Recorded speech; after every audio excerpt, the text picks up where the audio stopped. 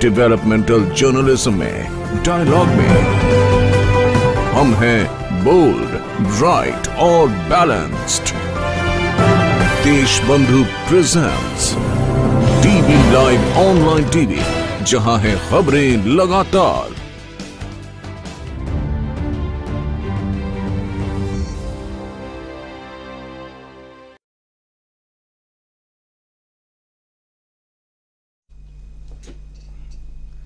नमस्कार, news point लेकर हाजिर हूं मैं राजीव। तो राहुल गांधी मानहानि मामले में दोषी करार दिए गए, उनकी सांसदी चली गई, बंगला खाली करने का नोटिस भी मिल गया। आमतौर पर ऐसे मामलों में तुरंत ऊपरी अदालतों का रुख किया जाता है। सजा से बचने या अन्य कार्रवाइयों से बचने के लिए जो कानूनी रास्ते अपनाए जा सकते हैं उन पर चला जाता है, अमल किया जाता है। लेकिन राहुल गांधी के मामले में ऐसा कुछ होते नहीं दिख रहा है। राहुल गांधी को सजा मिले एक हफ्ते से ज्यादा का वक्त गुजर चुका है। आप याद कीजिए कि 23 मार्च को राहुल गांधी को सजा मिली थी और अपील करने के लिए 30 दिन का वक्त मिला था। यानी हर गुजरते दिन के साथ साथ अपील करने का वक्त कम होता जा रहा है। तो फिर कांग्रेस किस बात का इंतजार कर रही है? आखिर कांग्रेस किस इंतजार में है? इस वक्त का सबसे बड़ा सवाल यह है कि आखिर सूरत की कोर्ट की सजा के खिलाफ उच्च अदालतों में अपील कांग्रेस क्यों नहीं कर रही है? राहुल गांधी को सजा मिलने से लेकर के और बंगला खाली करने के नोटिस तक देश की राजनीति में काफी उबाल आ चुका है। कई सारे जो विपक्षी दल हैं वो अब राहुल के करीब आते हुए नजर आ रहे हैं, कांग्रेस पार्टी के करीब आते हुए नजर आ रहे हैं। कांग्रेस के विरोध प्रदर्शन भी जारी हैं। विपक्षी दल मिलकर बीजेपी को घेरने में लगे हैं। लक्षद्वीप के सांसद मोहम्मद फैजल की तुरंत संसद की सदस्यता जो है वो बहाल हो गई है।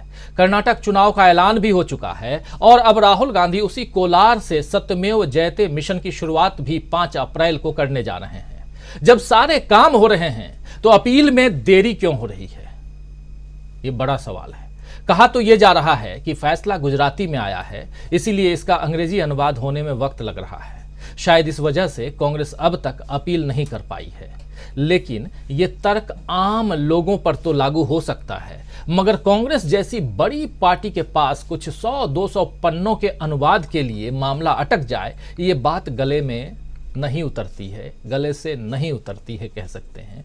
इसीलिए यहां कई सवाल खड़े होते हैं। सवाल ये कि क्या राहुल गांधी के अपील न करने के पीछे कोई और रणनीति है? क्या कांग्रेस चाहती है कि इस मामले में बात और बढ़े और राहुल गांधी को लेकर जनता के बीच सहानुभूति का माहौल बने, या फिर कांग्रेस 30 दिन के भीतर माहौल को परख कर फिर आगे बढ़ेगी?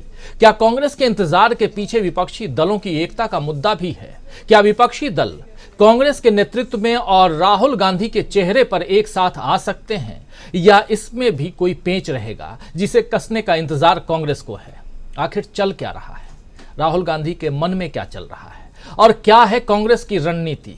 क्या किसी बड़े गेम प्लान में लगी हुई है कांग्रेस?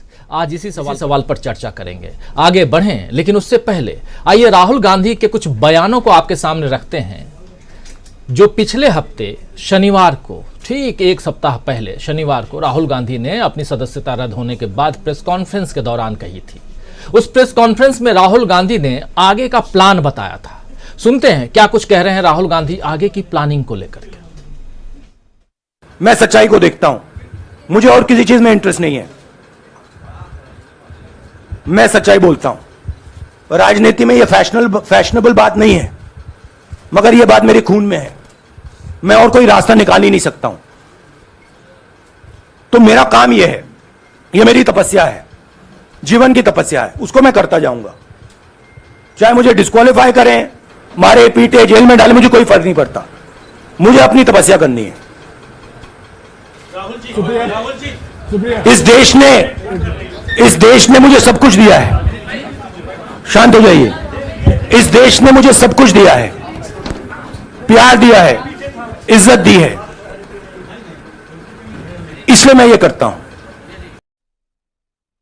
गौर फरमाने वाली बात यह है यहाँ पे कि चाहे मुझे डिस्क्वालीफाई करें, मारे पीटें या जेल में डालें, लेकिन मुझे मेरे ऊपर कोई फर्क नहीं पड़ता। मैं जो कर रहा हूं वही आगे करता रहूंगा। तो ये राहुल गांधी प्रेस कॉन्फ्रेंस में पिछले हफ्ते शनिवार को डिस्क्वालिफिकेशन यानी कि संसद से उनकी सदस्यता खत्म होने के बाद और उससे पहले, उसके 2 दिन पहले जब उन्हें सजा मिली थी, यानी कि 2 साल की सजा का जो ऐलान हुआ था सूरत की कोर्ट से, उसके बाद डिस्क्वालीफाई होते हैं और फिर प्रेस कॉन्फ्रेंस करते हैं, प्रेस को संबोधित करते हैं, सवालों का जवाब देते हैं। उस जवाब में ये कह रहे थे राहुल गांधी। सजा के खिलाफ आगे की रणनीति के बारे में पूछे जाने पर राहुल गांधी ने कहा था कि हमारी लीगल टीम इसे देख रही है। सजा के खिलाफ आगे की रणनीति के बारे में यहां स्पेशली मेंशन कर रहा हूं, तो उन्होंने कहा था कि हमारी लीगल टीम इसे देख रही है। सुनिए, ये भी सुन लेते हैं। देखिए, अब ये लीगल डिस्कशन है, उस पर मैं टिप्पणी नहीं करना चाहता हूं क्योंकि ये कोर्ट में मामला है। मगर मैं जो भी सवाल उठाता हूं वो सोच समझ के। तो ये सुन रहे थे राहुल गांधी को, जो कह रहे हैं कि जो भी कदम मैं उठाता हूं वो सोच समझकर उठाता हूं, और इसके अलावा अपनी संसद की सदस्यता को लेकर के भी राहुल गांधी ने कहा था कि सदस्यता रहे या जाए, मैं अपना काम करता रहूंगा। ये भी सुनिए। मुझे उम्मीद में कोई इंटरेस्ट नहीं है, चाहे मुझे सदस्यता मिले ना मिले, मैं अपना काम करूंगा। अगर ये मुझे परमानेंटली डिस्क्वालीफाई कर दें तो भी मैं अपना काम करूंगा, अगर मुझे रीइंस्टेट कर दें तो भी मैं अपना काम करूंगा। मुझे कोई फर्क नहीं पड़ता मैं पार्लियामेंट के अंदर हूं या बाहर हूं, कहां हूं। मैंने आपसे कहा मुझे अपनी तपस्या करनी है, मैं उसको करके दिखाऊंगा। राहुल जी, आपने कहा आपके लिए नहीं, अपने लिए। तो मुझे कोई फर्क नहीं पड़ता, मेरी सदस्यता रहे या जाए, मैं अपनी तपस्या करता रहूंगा। सदन के अंदर रहूं तब, सदन के बाहर रहूं तब। ये सब बात कह रहे हैं राहुल गांधी। 3 बाइट राहुल गांधी के 3 बयान आपके सामने रख करके हम ये समझने की कोशिश कर रहे हैं, उनके इन बयानों का मतलब समझने की कोशिश कर रहे हैं कि क्या राहुल अपनी सजा को लेकर पूरी तरह से निश्चिंत हैं या कांग्रेस का कुछ और गेम प्लान है। आइए इसको समझने की कोशिश करते हैं। हमारे साथ कुछ वरिष्ठ साथी जुड़े हुए हैं, उन सबसे आपका पहले परिचय करवाता हूं, आगे बढ़ते हैं और इसी बात को समझने की कोशिश करते हैं कि क्या कांग्रेस का कुछ बड़ा गेम प्लान है। हमारे साथ इस वक्त देखिए इधर स्टूडियो में मौजूद हैं शकील अख्तर जी, वरिष्ठ पत्रकार और लंबा अरसा कांग्रेस को कवर करते आए हैं। कांग्रेस अपनी पत्रकारिता में कांग्रेस को काफ़ी नज़दीक से देखा है इन्होंने। तो शकील अख्तर जी, बहुत कुछ इस बात को, जो सवाल हम कर रहे हैं यहाँ, इस बात को आप सबके सामने रखेंगे। हमारे साथ पॉलिटिकल एनालिस्ट के रूप में प्रोफेसर अखिल स्वामी जी बैठे हुए हैं। अखिल स्वामी जी, आपका स्वागत करता हूँ इस कार्यक्रम में। हमारे साथ सुनील शुक्ला जी हैं, हमारे साथ धनंजय कुमार जी सीधे मुंबई से जुड़े हुए हैं, हमारे साथ डॉक्टर दीपक पाचपोर जी हैं और अमलेंदु उपाध्याय जी हैं। आप सबका स्वागत है, स्वागत, इस्तकबाल आप तमाम दोस्त साथी शुभचिंतक आप सबका भी, जो अब तक जुड़ चुके हैं, जुड़ने वाले हैं इस कार्यक्रम में। और मौसम जो है वो दिल्ली का बुरा है और साथ साथ आप जहां जहां हैं मैं समझ सकता हूं, छत्तीसगढ़ का भी वही हाल है, मध्य प्रदेश का भी वही हाल है, गुजरात और राजस्थान में भी बारिश हो रही है और उत्तर भारत में तो हो ही रही है। लेकिन बारिश के साथ साथ जो परिस्थितियां इधर सियासी परिस्थितियां बन रही हैं उस पर हम चर्चा कर रहे हैं कि आखिर अब अमित शाह ने भी कह दिया है। प्रोफेसर अखिल स्वामी जी, हमेशा की तरह सबसे पहले आपके पास ही आना चाहता हूं। अमित शाह भी कह रहे हैं कि आखिर राहुल गांधी जा क्यों नहीं रहे हैं, मतलब इस सजा के खिलाफ ऊपरी अदालत में क्यों नहीं जा रहे हैं। और अब ये चर्चा का विषय इसलिए भी है क्योंकि दुनिया की नजरें टिकी हुई हैं, विदेशी लोगों ने भी, देखिए जर्मनी का कल एक बयान आया, उस पर भी बवाल मच गया। उस बयान को लेकर के दिग्विजय सिंह ट्वीट करते हैं, उसके ऊपर किरण रिजिजू ट्वीट कर देते हैं और फिर वहां पे कहते हैं कि देश को तोड़ने वाला काम आप लोग कर रहे हैं। और खासकर राहुल गांधी ने जिस इंटरफेरेंस की बात की थी वही यहाँ दिखाई दे रहा है। अमेरिका कह रहा है तब भी आपको बुरा लगता है, संयुक्त राष्ट्र संघ से बात आती है राहुल के पक्ष में, वो तब भी बुरा लगता है, दुनिया के तमाम अखबार लिखते हैं तब भी बुरा लगता है। लेकिन सबकी नजरें टिकी हुई हैं कि राहुल आखिर जा क्यों नहीं रहे हैं ऊपरी अदालत में, आखिर ये देरी क्यों? क्या मामला सिर्फ और सिर्फ ये 170 पेज के ट्रांसलेशन का है या कुछ और है? जरा आपके नजरिए से समझना चाहता हूं, प्रोफेसर अखिल स्वामी जी। देखिए राजीव जी, आपने शब्द उपयोग किया रणनीति। रणनीति का मतलब क्या होता है कि आपकी रणनीति ऐसी हो कि आपकी विजय प्राप्त हो। अब 2-3 घटनाओं को देखिए आप। भारत के सबसे शक्तिशाली लोगों में राहुल गांधी का नाम 50वें नंबर पे था, अब वो 15वें नंबर पे आ गया है। मतलब इतनी जल्दी, इतनी लंबी उछाल, और बहुत सारे लोकप्रिय देश के प्रदेश के जो मुख्यमंत्री हैं उनसे आगे राहुल गांधी पहुंच गए। यह है रणनीति नंबर 1 की विजय। रणनीति नंबर 2 की विजय, अमित शाह जी जो उन्होंने जाल फैलाया था उस जाल में खुद फंस गए हैं, इसलिए कह रहे हैं कि माफी क्यों नहीं मांग लेते या अपील क्यों नहीं कर देते, क्योंकि उनका जो प्री प्लान था वो था कि अपील करेंगे और हायर कोर्ट से उसको माफ करा देंगे, बात खत्म हो जाएगी। और क्योंकि अब समझ गए कि ये चीज जो है, माफी तो मांगी नहीं, अगर राहुल गांधी ने माफी मांग ली होती तो उनका व्हाट्सएप ग्रुप और फेसबुक ग्रुप और उनका आईटी सेल पूरी तरह से राहुल गांधी की माफी को प्रचारित करता और यह बताने का प्रयास करता कि राहुल गांधी ने माफी मांग ली, उनकी विजय हो जाती। माफी मांगी नहीं। अब यह है कि अगर आप अपील कर देंगे तो पहले से तय कर रखा है कि उनकी अपील को पुराने जो लोअर कोर्ट्स है उसको स्टे करा देंगे और उनकी माफी करा देंगे। अब राहुल गांधी वो भी नहीं, ये होती है रणनीति। अब आप देखिए रणनीति में एक चीज और देखिए, सी वोटर सर्वे ने कर्नाटका के अंदर जो सर्वे किया है उसमें स्पष्ट रूप से कहा है कि जेडीएस बीजेपी के वोट काट रही है। यह है स्ट्रेटेजिक अलायंस, यह है स्ट्रेटेजिक अलायंस। इसीलिए हम लोग जो चर्चा कर रहे हैं कि अगर कांग्रेस और टीएमसी मिल जाते हैं बीजेपी जीत जाएगी। यह है स्ट्रेटेजिक अलायंस माध्यम से अगर जेडीएस ट्रायंगुलर फाइट आपस में एडजस्टमेंट करके कुछ सीटों पे जो जेडीएस की सीटें हैं कांग्रेस ऐसे कैंडिडेट्स खड़ा करेगी जो बीजेपी की वोट काटे, और जेडीएस ऐसे कैंडिडेट जहां कांग्रेस जीतने वाली है कैंडिडेट खड़े करे, बीजेपी लोग जीतने वाले हैं, तो बीजेपी को धराशायी और पराजित किया जा सकता है। अब आइए तीसरी, जो इनका सबसे बड़ा स्ट्रॉन्ग पॉइंट है, जो इनका ब्रह्मास्त्र है जिसका ये उपयोग कर रहे हैं और आप देख रहे हैं कर रहे हैं, जिसको ये समझते हैं कि ऐसा अमोघ अस्त्र है जिसका कोई काट नहीं है किसी अपोजिशन के पास, वो है दंगे। हर जगह दंगे हो रहे हैं, वेस्ट बंगाल में दंगे हो रहे हैं, बिहार में दंगे हो रहे हैं, हर जगह दंगे हो रहे हैं। और एक प्रकार का, अब मैं ये समझता हूं, देखिए मैं हूं शुद्ध हिंदू, मैं हूं शुद्ध सनातनी, मैं जाता हूं पूजा करने या हवन करने या जो भी करता हूं स्तुति करने जाता हूं मंदिर में, मैं मस्जिद में नहीं जाता, मैं मस्जिद के बाहर भी नहीं जाता, बल्कि मैं तो आज तक सच बताऊं आपको, मैं किसी मस्जिद या गिरजाघर के अंदर ही नहीं गया। हां, विदेश जब गया तो गिरजाघर को ऐसे दर्शनीय स्थल के रूप में देखने गया, क्योंकि मैं हिंदू हूं तो मैं हिंदू मंदिरों में जाता हूं। तो ये जो हिंदू लोग तथाकथित हिंदू हैं, जो ढोंगी हिंदू हैं, ये अपने दशहरे को मनाने के लिए या किसी भी उत्सव को मनाने के लिए मस्जिदों के सामने क्यों जाते हैं? इसका मतलब यह है कि उनका उद्देश्य है दंगे फसाद कराना, और यही इनका एक अमोघ अस्त्र है। अब यह है स्ट्रेटेजी हो गई कांग्रेस की, ये स्ट्रेटेजी हो गई बीजेपी की। मैं बात करता हूं स्ट्रेटेजी जनता की क्या हो। मेरे जैसे देश प्रेमी लोग और राष्ट्र प्रेमी लोग और असली हिंदू, हमारा कर्तव्य यह है कि जो देश में, एक राहुल गांधी कह रहे हैं कि देश में प्रेम और सद्भाव चाहिए, देश को जोड़ना वाला चाहिए, हमको नफरत हटानी है, देश को जोड़ना है। और दूसरा पक्ष ऐसा है जो देश में नफरत आना चाहता है, विद्वेष फैलाना चाहता है और देश को दो भागों में तोड़ना चाहता है। अब देश की जनता की स्ट्रेटेजी क्या है, देश की जनता क्या चाहती है, यह कर्नाटका के चुनाव से पता चल जाएगा और उसके बाद पता चल जाएगा। जो लोग देश को प्यार करते हैं, जो देशभक्ति करते हैं, जो भक्त लोग हैं, वो हिंदू मुसलमान सिख को जोड़ने, क्योंकि हमने देखा पंजाब की तरह हुआ कि भाई हिंदू राष्ट्र की अगर आप बात करेंगे तो उनको सिख राष्ट्र की बात करने से कैसे आप रोक लेंगे।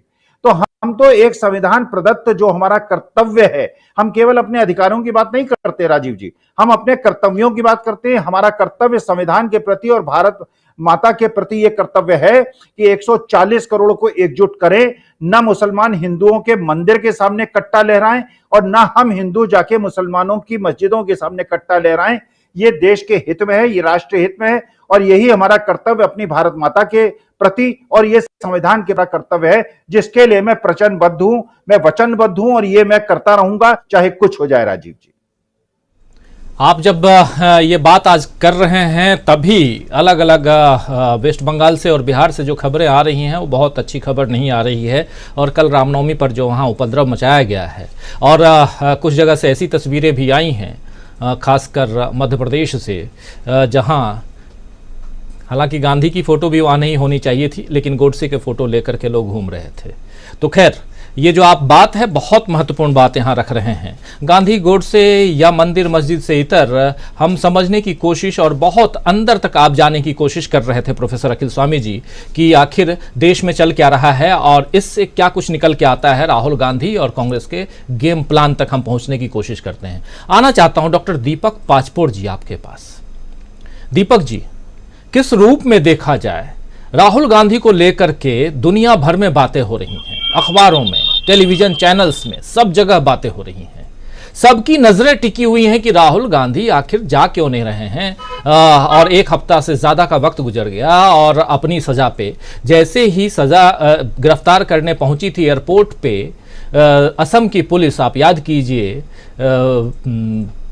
थे क्या, पवन खेड़ा को तुरंत सुप्रीम कोर्ट पहुंच गए।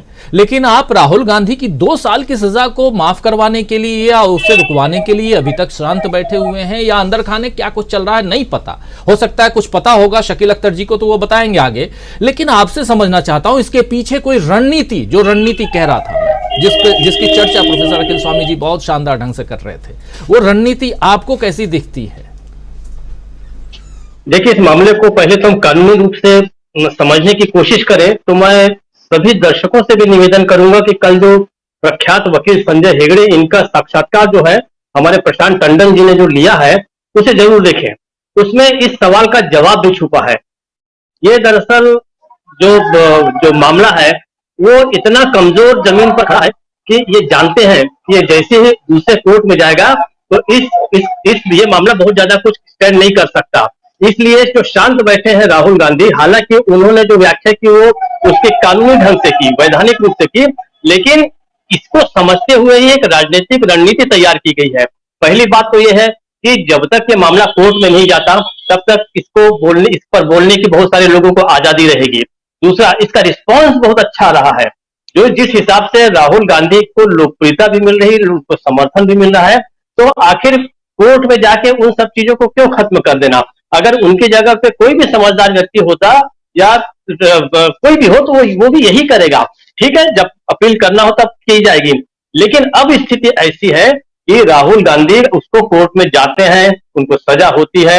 किसी भी हाल में जो एडवांटेज है वो इस समय राहुल के पास है। इसलिए आप देखिए कि इनकी जो बेचैनी है हमारे गृह मंत्री जी की, वो इस बात से नाराज हो रहे हैं कि आप क्यों नहीं जाते। कायदे से गृह मंत्री होने के नाते तो आपको ये कहना चाहिए था भाई कि इसको तत्काल जेल में डालो, लेकिन वो ऐसा नहीं कर पा रहे हैं। और वो चाहते हैं कि कितने जल्दी कोर्ट में पहुंच जाए ताकि ये गले की जो हड्डी फंसी हुई है वो किसी तरीके से निकाल ली जाए, या तो पेट के अंदर जाए या बाहर आ जाए। तो इस तरीके से इस मामले को लेके जो है कांग्रेस ने, राहुल गांधी ने जो फंसाया है वो देख के वाकई मजा आ रहा है। ये पहली बार हो रहा है कि जिसको सजा हुई है वो कोर्ट में नहीं जा रहा है और सजा देना चाहता है, वो कह रहा है भाई कोर्ट में जाओ, जमानत ले लो, या अच्छा हो जाए कि आप मुक्त ही हो जाओ, कम से कम ये मामला जो है वो तो खत्म हो जाए। दूसरा, इस मामले ने पूरे अंतर्राष्ट्रीय बिरादरी का भी जिस तरीके से ध्यान आकर्षित किया है, वो ऐसा मुझे लगता है कि ऐसे बहुत कम मामले होते हैं। ज्यादातर होते हैं मानवाधिकार कार्यकर्ताओं पर जब कुछ होता है, उन्हें गिरफ्तार किया जाता है या उनका दमन होता है, तो अक्सर अंतर्राष्ट्रीय बिरादरी है वो बात आती है। पहले भी हुआ है, बहुत जगह विपक्षी दल के नेताओं के बारे में भी हुआ है, लेकिन राहुल गांधी जैसे व्यक्ति के लिए पूरे अंतर्राष्ट्रीय बिरादरी जो है चिंता प्रकट कर रही है और वो भी कर रही। तो कांग्रेस भी कहते हैं आने दीजिए, जितने बयान आते हैं, जितने बयान आएंगे, राहुल गांधी की छवि जो सुधरनी हो तो हो ही चुकी है, उनकी स्थिति लगातार जो है वो मजबूत होती जा रही है।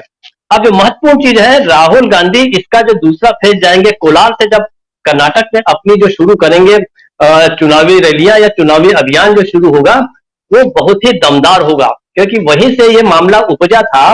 और मुझे ऐसा लगता है कि इसको पूरा कर्नाटक की जनता के सामने इसको एक्सप्लेन किया जाएगा कि देखिए भाई, आपके धरती पे मैंने जो बात कही थी, आप लोगों ने से तो किसी की नाराजगी नहीं थी, इस पर मामला जो है कहीं और उठाया गया।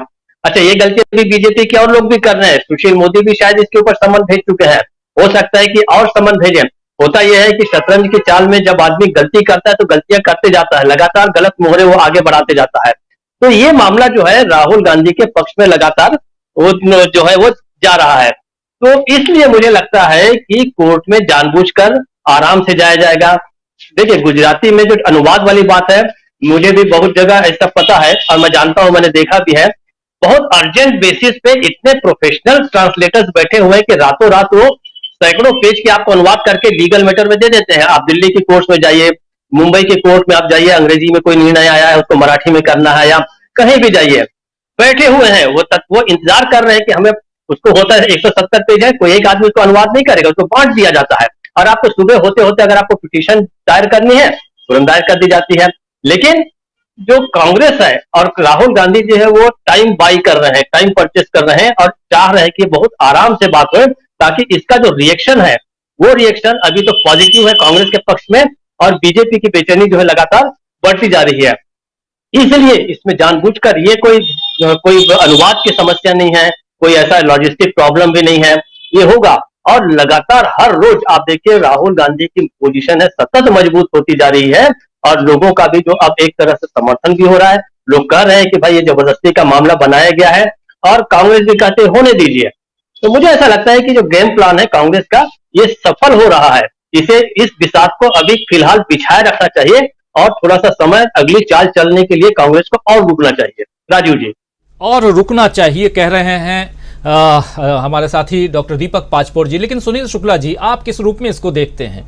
क्या कुछ और गेम प्लान है? आपका नजरिया जरा इस पर। धन्यवाद राजीव जी। मुझे लगता है कि कांग्रेस इस मुद्दे को जीवित रखना चाहती है। इसलिए जीवित रखना चाहती है कि इस मुद्दे के आधार पर कांग्रेस और कांग्रेस के नेताओं के प्रति एक अलग तरह का जन समर्थन बढ़ा है। उनको लोगों के बीच में यह संदेश गया है कि सत्तारूढ़ दल अपने आलोचकों को स्वीकार करने के लिए तैयार नहीं है, और विपक्ष के नेताओं का दमन किया जा रहा है, और लोकतांत्रिक संस्थाओं पर हमला किया जा रहा है। इसलिए जो भारतीय जनता पार्टी के वो समर्थक जो उस पार्टी के प्रति प्रतिबद्ध तो नहीं है, लेकिन नए भारत के निर्माण के नाम पर उनके साथ समर्थन के लिए आगे बढ़ भी गए थे, उनके वापस आने की संभावनाएं ज्यादा बढ़ गई है, और लोगों में इस बात को लेकर के नाराजगी है। क्योंकि अगर आप मैंने राहुल गांधी के ऊपर कोई भ्रष्टाचार का, बेईमानी का, शैतानी का कोई आरोप नहीं है, कोई अपराध का और हिंसा का आरोप नहीं है, एक राजनीतिक बयानबाजी का आरोप है। और विपक्ष के नेता से उम्मीद की जाती है कि विपक्ष का नेता सरकार पे अगर हमला नहीं करेगा, उसकी आलोचना ही नहीं करेगा तो करेगा क्या। दूसरी चीज कि जैसे जैसे लोग राहुल गांधी के बारे में जैसे आलोचना बढ़ती जा रही है, वो उस बात को सुनना चाह रहे हैं कि आखिर राहुल गांधी ने कहा क्या था, और राहुल गांधी जो लोग कहा था और जो बीजेपी के लोग बता रहे हैं वो दोनों एकदम अलग अलग चीजें हैं। इससे भी भारतीय जनता पार्टी प्रति लोगों में एक अविश्वास की भावना भी बढ़ रही है कि ये लोग तथ्यों को न बता करके अपने तरह से चीजों को सामने रखने का प्रयास कर रहे हैं। तो कांग्रेस को इसमें दो लाभ वो देख रही है कि दोनों में एक तो बीजेपी के ऊपर तथ्यों को गलत तरीके से रखने का आरोप लग रहा है, और दूसरी चीज कि भारतीय जनता पार्टी के विपरीत राहुल गांधी को और कांग्रेस को एक जन सहानुभूति भी मिल रही है। इसलिए मुझे लगता है कि इस मुद्दे को जिंदा रखना ही इनकी राजनीति का एक हिस्सा है। अगर आप, ये तो तथ्य है, अब तक कोई व्यक्ति, किसी को हमने नहीं सुना। अभी दीपक जी ने जो संजय हेगड़े का इंटरव्यू कहा था, मैंने सुना था, उन्होंने बड़े तरतीबवार इस चीज की उन्होंने बताया था, और कोई भी सुनेगा तो उसके मामला स्पष्ट हो जाएगा वो। इसके अलावा कपिल सिब्बल ने इसकी बात कही। कपिल सिब्बल का जो शुरुआती बयान था और आज जो बयान आ रहा है, दोनों में बहुत अंतर आ गया। आज यही कपिल सिब्बल साहब कह रहे हैं कि इस मानहानि का तो मुकदमा बनता ही नहीं है। तो ये तमाम ऐसी चीजें आ रही हैं जो भारतीय जनता पार्टी के खिलाफ जाती है। अगर आप ये तथ्य है कि जिस दिन आप अपील में जाएंगे, अधिक से अधिक ये होगा कि लोअर कोर्ट, हो सकता है कि जो लोअर कोर्ट दबाव में काम करती है, तो सुप्रीम कोर्ट के चीफ जस्टिस साहब कह चुके हैं, तो हो सकता है कि सेशन कोर्ट पे आपको रिलीफ न मिल पावे जिसकी उम्मीद की जा रही है। लेकिन हाई कोर्ट में और सुप्रीम कोर्ट में तो ये मामला जो विधि के जानकार बता रहे हैं, एक खड़ा होने वाला नहीं, रुकने वाला नहीं, टिकने वाला नहीं है। हालांकि आज जो गुजरात के हाई कोर्ट ने जो आज एक आदेश दिया है अरविंद केजरीवाल के मामले में, तो बहुत आश्चर्यजनक में लोगों को डालता है कि आखिर ऐसा भी आदेश हो सकता है कि अगर आप किसी का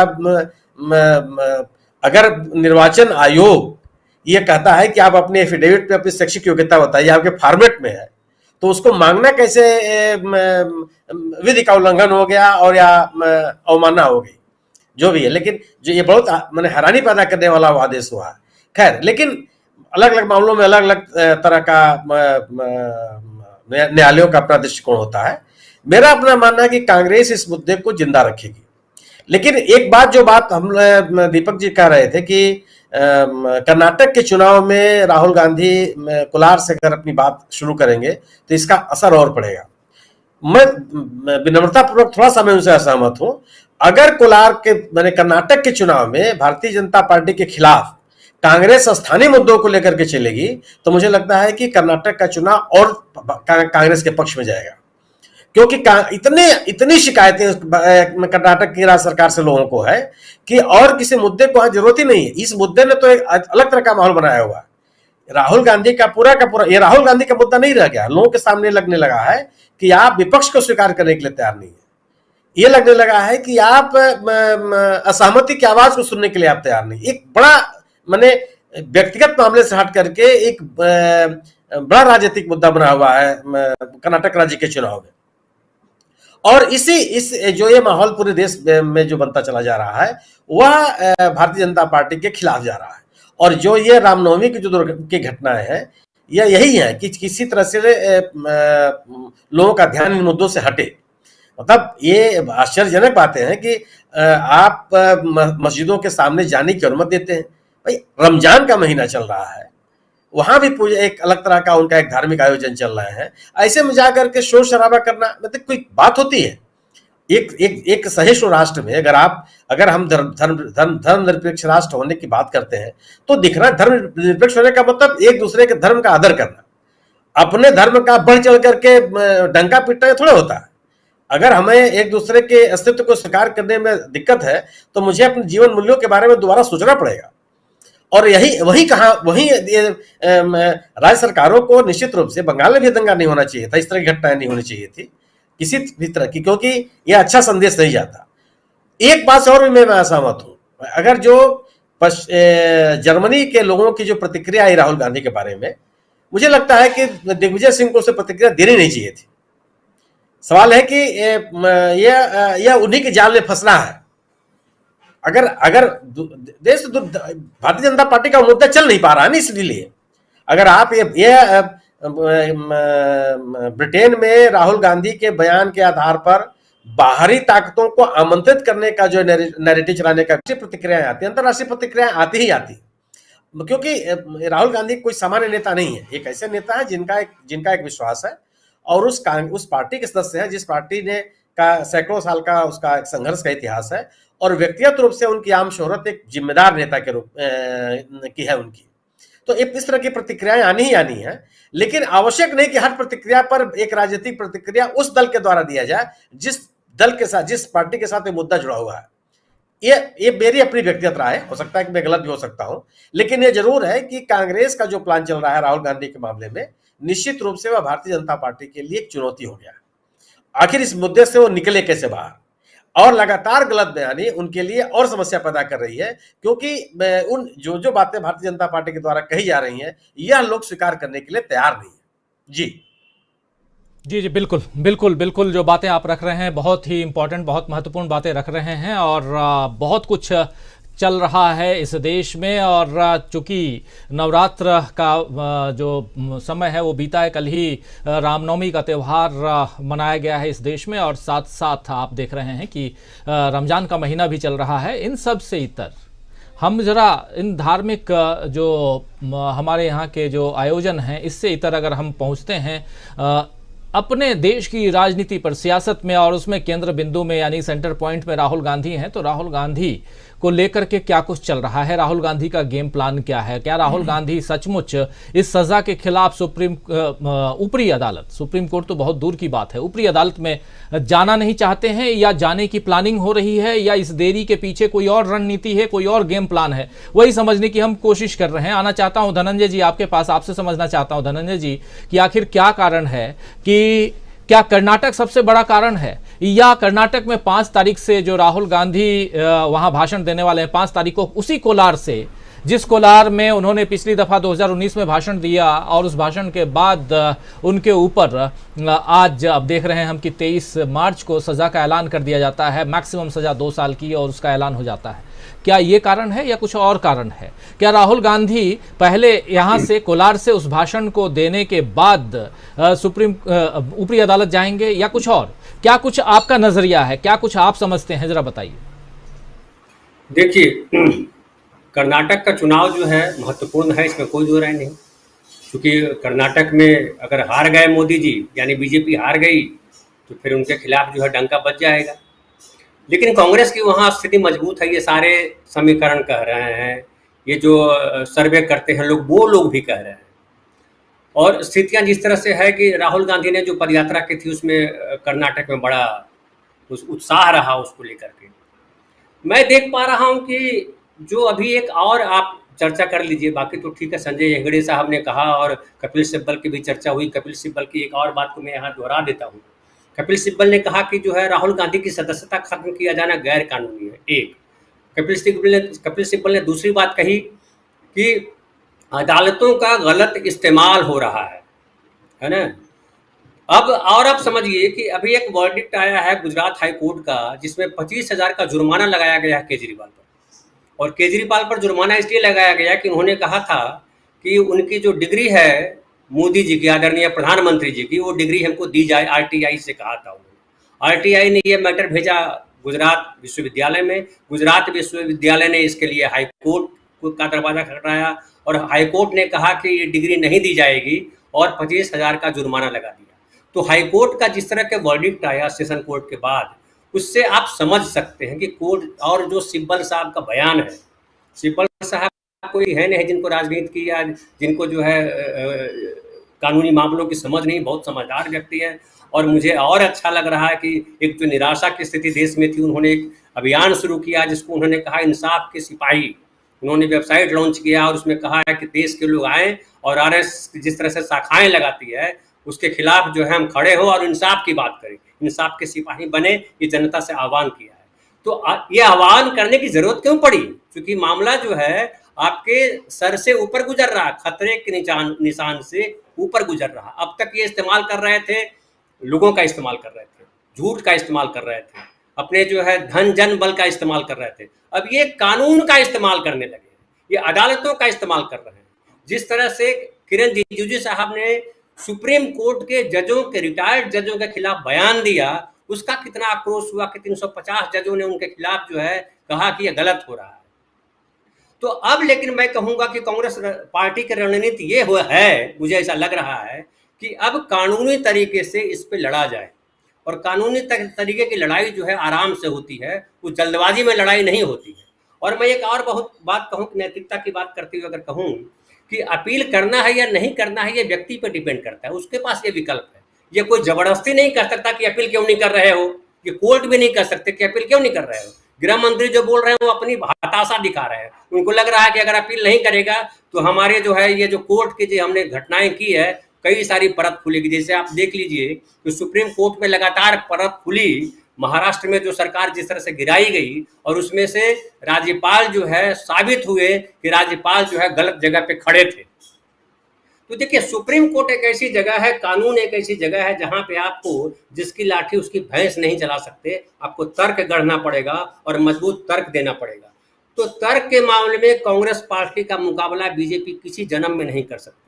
बीजेपी जो मोदी जी के समय है वो तर्क पे कहाँ चल रही है? वो तो तर्क ये गढ़ती है कि संविधान सबके लिए बराबर नहीं है। संविधान सबके लिए बराबर होता तो ईडी सीबीआई जो है वो क्यों केवल गैर जो बीजेपी के लोग हैं उन्हीं को घेरती।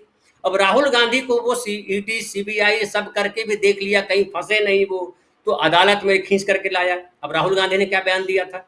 राहुल गांधी ने कहा था, ये नहीं कहा था कि सारे मोदी चोर हैं, उन्होंने कहा था कि जो चोर हैं वो मोदी क्यों हैं, जितने चोर हैं निकल रहे हैं वो मोदी ही क्यों है, उनका सरनेम मोदी क्यों है। तो ये तो उल्टा खाम खा करने की बात है। गांव में औरतें जो है आपके मुंह में बात डलवा देती है कि देखो मुझे ऐसा किया और चिल्लाने लगती है, वही बीजेपी का रूप है। और बीजेपी ऐसा इसलिए करती है कि बीजेपी जो चाहे वो मुसलमानों के खिलाफ जो है जहर बोए या जातियों के खिलाफ जहर बोए। अब देखिए क्या कह रहे हैं ये लोग कि ओबीसी का अपमान हो गया। अरे ओबीसी का अपमान कैसे हो गया भाई? तो ये तमाम चीजें, तमाम कुचक्र इसलिए रच रहे हैं कि इन्होंने 9 साल को बर्बाद किया और देश को बहुत पीछे ढकेल दिया, और जो उपलब्धियां इस देश की थी सब बर्बाद की। और मैं एक और लास्ट बात करके खत्म करूं कि अभी जो जिसे सुनील भाई साहब ने कहा कि जो जर्मनी का बयान आया उसको लेकर के दिग्विजय सिंह को बयान नहीं देना चाहिए था। संभव है कि कहना चाहिए हमको, चूंकि हम संप्रभु देश के नागरिक हैं और संप्रभुता बहुत इंपॉर्टेंट है। लेकिन मैं एक सवाल करना चाहता हूं आप सबसे कि मोदी जी ने जाकर के जो वहां अब की बार ट्रंप सरकार किया था अमेरिका जाकर के, वो क्या था? क्या राष्ट्राध्यक्ष क्या ये शोभा देता है कि आप राष्ट्राध्यक्ष वहां जाएंगे? अभी ट्रंप का क्या हुआ? ट्रंप तो जेल में है। तो हम तो ये सोच रहे हैं कि लगता है इनको भी कानून जो है जेल पहुंचाने वाला है। तो स्थिति बहुत खराब है। इसमें कांग्रेस को बहुत सोच समझ कर कदम रखना है। बहुत एग्रेसिव हुए हैं, ये बहुत अच्छी बात है। जो चैनलों पे जिस तरह से उन्होंने मोर्चा लिया है बहुत अच्छा लग रहा है। खास करके सुप्रिया सुरनेत और पवन खेड़ा जिस तरह से बोल रहे हैं लगातार, बहुत अच्छी स्थिति है। लेकिन मुझे लगता है कि कांग्रेस को एक और काम करना चाहिए कि अपने स्टेट में कम से कम जो है ऐसी व्यवस्था करे कि सत्य उजागर करने वाली एक कमेटी बना दे, जो डेली जो है 10, 20, 25 शर्त जो है वो दुनिया के सामने, जनता के सामने, मीडिया के सामने, व्हाट्सएप पे वगैरह वगैरह पे कार्यकर्ताओं को पकड़ाए कि ये देखो सच ये है, ये हुआ। तो कांग्रेस पार्टी बहुत सोच समझ के चल रही है, क्योंकि कांग्रेस पार्टी ने इस देश अपना खून पसीना लगाया है। चाहे आजादी की बात हो, परिवार लोगों ने अपना जो है गवाया है इस देश की आजादी के लिए। वो आरएसएस के लोगों को नहीं पता, चूंकि उन्होंने कुछ गवाया नहीं है, उन्होंने तो केवल पाया है, आजादी पाई, फिर जो है तमाम तरीके की अराजकताएं पैदा की, और अभी जो है हिंदू मुसलमान पे जो कर रहे हैं। अब बताइए, हिंदू मुसलमान इस देश में आज से रह रहे हैं? कोई पहली बार रामनवमी और रमजान का महीना एक साथ आया है? ये तो हर साल आता है। लेकिन अब इस तरह से बिहार में उनको लग रहा है कि बिहार उनसे निकल चुका है। और नीतीश कुमार के निकलने का मतलब होता है कि नीतीश कुमार जो जब ठानते हैं तो छोड़ते नहीं, इनको पता है। तो इनको लग रहा है कि हमारी लुटिया डूब गई है, तो नीतीश कुमार को परेशान करने के लिए सारे हथकंडे जितने हो सकते हैं धूर्तता वाले वो अपना रहे। क्योंकि कानूनी हथकंडे इनके पास है नहीं, कानूनन हमेशा गलत रहते हैं, तो धूर्ततापूर्ण हथकंडे अपना रहे हैं। लेकिन कांग्रेस पार्टी इसको समझ रही है। और तमिलनाडु में जो विपक्षियों का जो एकजुट होने का जो चल रहा है सिलसिला, मुझे लगता है बीजेपी को बहुत कोने में धकेल देगा ये पूरा प्रकरण। राहुल गांधी हो या कांग्रेस हो, वो अपना निर्णय सही तरीके से लेंगे। और राहुल गांधी की ये बात मुझे बड़ी अच्छी लगी कि हम इस देश में सच के लिए लड़ रहे हैं। गांधी ने यही तो कहा था, सत्य अहिंसा की लड़ाई लड़ी थी। वो चाहे जेल में बंद कर दो, चाहे जो कर दो। तो राहुल गांधी की मुझे लगता है जो नहीं हो रहा है, ये कह रहे हैं सब लोग, ये अपील नहीं कर रहे हैं, पता नहीं क्या सोच रहे हैं। वो इसलिए नहीं कर रहे हैं कि वो देख रहे हैं कि अदालत कैसी कैसी हरकतें करती है। जी राजीव जी, बिल्कुल, बहुत सारी बातें। इस बीच 2-3 बार लाइव जो है वो ड्रॉप हुआ। बहुत सारे साथी कह भी रहे थे, कई लोग आप लोगों से अपील करूंगा कि आप एक बार रिफ्रेश कर लीजिए। अगर कहीं आपको साउंड सुनने में या वीडियो देखने में कोई तकलीफ है तो मौसम ख़राब है, शायद उसके कारण हो सकता है, या कुछ और बात होगी, बाद में पता चलेगा। लेकिन हाँ, अनवरत हम लाइव कर रहे हैं और आपके बीच हैं। और इस प्रोग्राम को आप जहाँ छूटा है उसको आप बाद में भी देख सकते हैं। लेकिन आप जुड़े हैं और नहीं जुड़े हैं तो जुड़ने की कोशिश कीजिए। कुछ करना नहीं है, जो प्रोग्राम आप देख रहे हैं उसको थोड़ा सा रिफ्रेश कर लीजिए, तो फिर हम और आप बिल्कुल आमने सामने होंगे। कमेंट बॉक्स में आपके कमेंट आते हैं और आप पल पल की बातें लिखते हैं। इससे अच्छा और इससे बेहतर और क्या हो सकता है। सीधा इधर आना चाहता हूं, स्टूडियो में हमारे साथ शकील अख्तर जी हैं। पहले ही बता चुका हूं कि कांग्रेस को बहुत नज़दीक से देख रहे हैं वर्षों से, और कांग्रेस के अंदर खाने क्या कुछ चल रहा है, राहुल गांधी की सज़ा के बाद क्या स्ट्रेटेजी है, अब आगे कर्नाटक का चुनाव है उसको लेकर के क्या कुछ चल रहा है, सत्ता पक्ष में विपक्ष में। और जैसी बात यहाँ थोड़ी देर पहले हो भी रही थी कि जेडीएस और कांग्रेस अगर आपस में मिल नहीं रहे हैं तो उसका भी बेनिफिट इन्हीं दोनों को कैसे होगा, ये सारी बातें हम समझने की कोशिश करते हैं। और साथ साथ ये कि 5 अप्रैल से जब राहुल गांधी कोलार, उसी कोलार से जब भाषण देंगे और सत्यमेव जयते अभियान की शुरुआत करेंगे, नाम भी सत्यमेव जयते रखा गया है, इसका मतलब है कहीं ना कहीं वो सत्य पर टिके हुए हैं राहुल गांधी, जो पहले हम आपको सुना भी चुके हैं। उनके बयान, उनकी बाइट्स एक बार नहीं कई बार आप सुन चुके हैं। तो शकील भाई, आपसे समझना चाहता हूं कि आखिर ये गेम प्लान है क्या, इसके पीछे की कहानी क्या कुछ हो सकती है, जरा बताइए। देखिए राजीव जी, अपील तो करेंगे ही, करना ही है, क्योंकि ये जो है एक सज़ा है, एक पनिशमेंट है। तो इसके ख़िलाफ़ जो है अगर आप सज़ा नहीं करोगे तो तो इसका मतलब होगा कि आप इसे स्वीकार कर चुके हैं, और फिर आप अगर अपनी बेल भी कैंसिल नहीं कराते हो तो आपको जेल जाना होगा। तो ये कोई अच्छी रणनीति नहीं होगी और इसका कोई मायने नहीं होगा, क्योंकि इसका सीधा सीधा एक ही मतलब निकलेगा कि आप वो सारे आरोप स्वीकार कर चुके हैं, आप वो सारी गलतियां स्वीकार कर चुके हैं जो अदालत ने कही या कोर्ट ने कही। अभी जो हमें लगता है कि वो जो देर हो रही है वो इस बात को लेके हो रही है कि पहले सेशन कोर्ट जाया जाए या सीधे हाई कोर्ट जाया जाए। सुप्रीम कोर्ट हमें लगता नहीं है कि अभी सीधा विकल्प है, क्योंकि आमतौर पे सुप्रीम कोर्ट का रवैया भी जो है वो ऐसा ही होता है कि जो अभी मनीष सिसोदिया के मामले में उसने कहा कि आप पहले हाई कोर्ट जाइए, सीधे सुप्रीम कोर्ट मत आइए।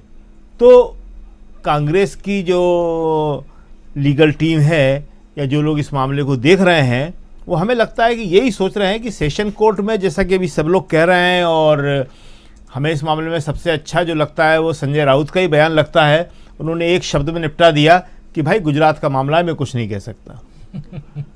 और आज फिर जो गुजरात का एक फैसला आया है डिग्री के ऊपर, तो वो अपने आप में ये बताने के लिए पर्याप्त है कि वहाँ जाने के लिए कांग्रेस को 10 बार सोचना पड़ेगा, और वो जो सोच रही है वो गलत नहीं सोच रही है। डिग्री की बात पे हम भी बिल्कुल पूरी तरह सहमत हैं कि डिग्री अगर देखी जानी चाहिए तो वो महात्मा गांधी की देखी जानी चाहिए। महात्मा गांधी वकील थे या नहीं थे, और उन्होंने जो बिना वकालत पास करे इतने सारे केस लड़ लिए, उसके ऊपर उन पर एक मुकदमा भी बनता है, वो भी होना चाहिए। और बाकी किसी की डिग्री पे सवाल उठाना हमें लगता नहीं कि अच्छी बात है। ये केजरीवाल जी को अच्छी तरह समझ जाना चाहिए, और सब लोगों को समझ जाना चाहिए कि डिग्री का अगर सवाल उठाना है तो गांधी जी पर उठाएं।